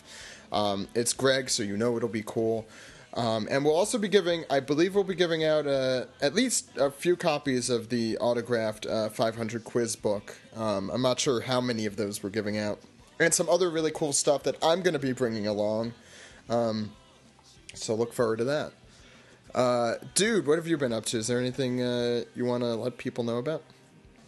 Yeah, let's see. Well, the One Piece podcast comes to your town, sort of. Awesome Con is happening next month, April 18th and 20th, and me and Steve will be there. Funny that you'd mentioned that. Yeah, I just purchased an Artist Alley table for Awesome Con in D.C. Never been, but I'm going, and I'm going to be there with the dude. Yeah, it's going to be a good time. It's going to be awesome. So if you're in the area going that con, make sure you come find us. Yeah, we'll shoot the shit. Yeah, we're already planning on having a good time, so yep, ride that wave with us. If you enjoy the antics of this podcast, I guarantee you will enjoy that convention. The real life antics of the real life dude antics of the dude and Steve. Which yeah, Coming to think it would be any- theaters soon. Yeah. I don't think it would be any different. This podcast this week was a straight up shoot. This is how we are. Absolutely. Yes, this is the go home podcast before Enemy Boston. That's right. We basically took our podcast glasses off and put on our wacky casual glasses. That's good. We need that, and I have a lot of fun with these kind of podcasts. Anyway, As you should. Yeah, exactly. It shouldn't be. Do you think Sabo is alive? Well, we had a very serious discussion last week. Kill. Like, not serious, but like deep discussion last week. So it's good to counterpose it with this. Well, not to tune our own freaking horns here, but hey, it's what we're all about. We love One Piece. We want to discuss One Piece. We enjoy discussing One Piece. Yeah. We also just want to have fun. That's also true. We don't want it to all sound like Ben Stein here. Wow. My eyes feel so clear. I can't believe Ace is dead. How shocking. Wow. So before we go, we do have a few announcements. We have good news and bad news. Steve, what do you want to hear first? The good news or the bad news? Good news, because I'm a sadist. The good news is that we will be going to Anime Central, Steve, and we have a panel there. You just let me Who's know. we? You. It is I. We meaning the podcast. Is that the bad news? That's just me. I would have gone, but it's just Steve. So it's all good news. That's all good idiot news. make wrestling references when he's trying to talk about One Piece. But Steve, you'll be at Anime And Central. then Monkey D. Luffy said, that's the bottom line. If you smell what the Zoro's cooking, that's not actually how my panels go. Just so. Boo. Boo Were you words. saying? No, just go, Steve. What's happening at Anime Central? Well, Anime Central is. I just found out that we do have a panel. I don't know when it's going to be yet, but I'm the only one that's going there this year, so I will be hosting. But we've been doing ASEN a lot, and it's usually a good crowd, and got a lot of great feedback last year. So I really hope if you guys listen and you went last year, I really hope to see you guys this year. And it's definitely, since it's going to be myself, I'll be very open to just open discussion about One Piece with you all. I'll make sure it's a good time. See, I love ASEN, but I also want to go to one other convention. I'm not sure if it's going to be Anime North or Momocon yet, and if I hear an overwhelming response, that may sway my decision. I'm leaning toward one over the other at the moment, but both of those cons are like the weekend. I think they're the weekend after ASEN. They're very close in proximity, so I can't really do both. Unlike you, Steve, you go from con to con to con. I don't know how you're doing. Well, it's not like I make it rain all the time. Like, oh yeah, I'm gonna go. Ben had money. I'm gonna go to Miami this weekend. Hey, come by, visit. I don't mind. Oh yeah, that's right. You're there. That was an accident. So the bad news, Steve. Doctor's here. Oh yeah, sorry, Steve, but we got some bad news. I gotta get out of here. I'll catch the next train to Fort Lauderdale because I could afford it. Your bedside manner is terrible. So the bad news, we will be off the air this coming week, so it'll be the weekend we're at the convention, that Monday, because not only is there no manga that week, but we will all be exhausted mentally, physically, and completely. And to be frank, we're really hoping that the manga would be off that week, and it works out very well for everyone involved. Yeah, it's very coincidental, but very convenient. But hopefully the Anime Boston stories will be fresh in our minds, because I feel like we will have to share some things. Because I bet, well, we'll have video because Jose will be there. Yeah, well, I'm planning on just hamming it up that whole weekend. Shenanigans will happen. Yes, and I don't even know if anything that interesting will happen, but hey, Greg will be there, so maybe he can make something uninteresting seem very cool with the way he tells a story. That's a good thing. So I do the opposite. And you would not believe it. The room was dead silent. You could hear a pin drop. It was amazing. It was so quiet. It was almost like it felt death. It felt like death, tangible death. And then Steve farted. And it was. I was gonna say, Steve, are you reading your poetry from when you were in high school? That's... Imagine Yeah, everything's it was so quiet, like a graveyard. like no one was alive. Okay, dude, they're not like from the Beetlejuice cartoon, man. They're kids with actual feelings out there, probably. Is there anything else, or I mean, Steve, do you want to tell the good people out there how to contact us? Of course. You could go to our website, onepiecepodcast.com. Subscribe, rate, and review on iTunes, Stitcher Radio as well. We're on Twitter, Facebook, YouTube. It's all either onepiece.com. No, sorry. onepiece.whatever.com or /One Piece Podcast. Great. That was not lazy at all. Whatever. Like someone's at the computer right now. I'm like, okay, do I have to put a slash there? Like, yeah, you do. Okay. It's the 21st century, Zach. I think, you know. And it's not like people could just Google One Piece Podcast and they could just find every show. Okay. You made. I'm sorry. I'm complaining, Zach. Just it's on me. What else do we have? We're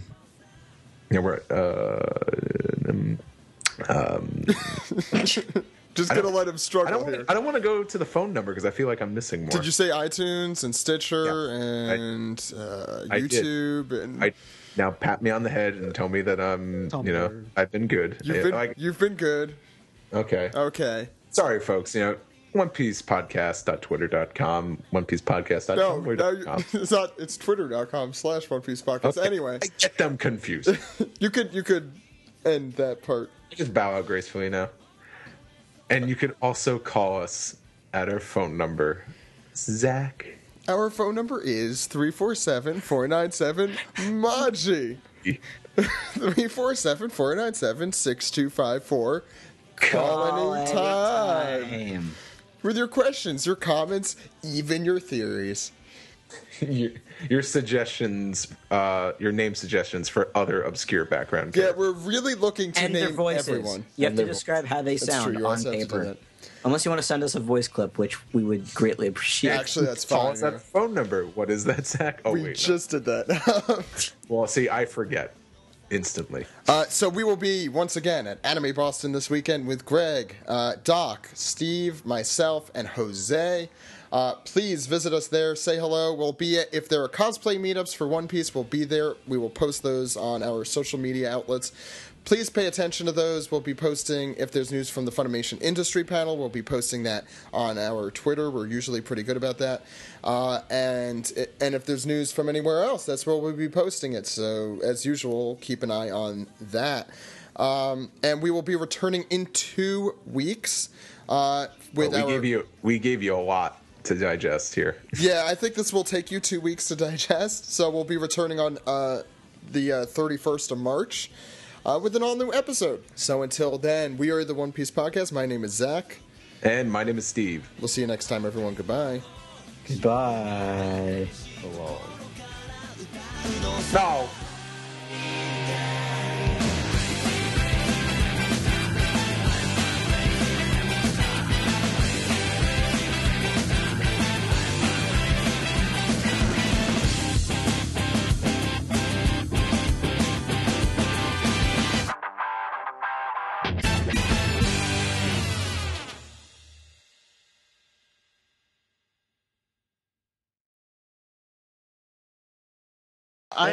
I've been up for like a long time. Am I hearing the exact conversation I'm hearing right now? Just got to be sure. Yeah. Yes, we're talking about everyone picks their nose. It's cool. I wish they would just pass the law already. That would just make it legal. Okay, I'm Steve, it's already legal. So all the churches could just shut up already. And we can. That's right. We can go down the street to a booger dispensary and buy however many boogers we want. And I can march in whatever parade I want and pick my nose. Yeah, like the mustache parade. Okay, we should get started. Recording this next. Oh yeah. Oh well, this part of it. Humor from Steve doesn't happen very often because he mostly talks about wrestling. You ain't cool unless you pick your nose. Good boy. Now, Helen, you know what we say about gossip. Somebody had to tell her, and I got here first. Have you actually read the Bible? It says we're not even supposed to go to the bathroom. I'll see you in hell from heaven. What is it? Jesus is Jesus. That's one of my favorites at Apu's wedding. There. Why was Bart in prison in his imagination for that one? Bart was going to be executed. God, I don't remember. That could be a variety of things. Bart feels guilty about a lot of the shit he does. He may be quote unquote the bad boy of The Simpsons, but in reality, he has a heart. I hope you're recording that, because that, by the way, was one of the most ridiculous sentences I've ever said. Yeah, no, I am recording that. Oh. Hey guys, what's up?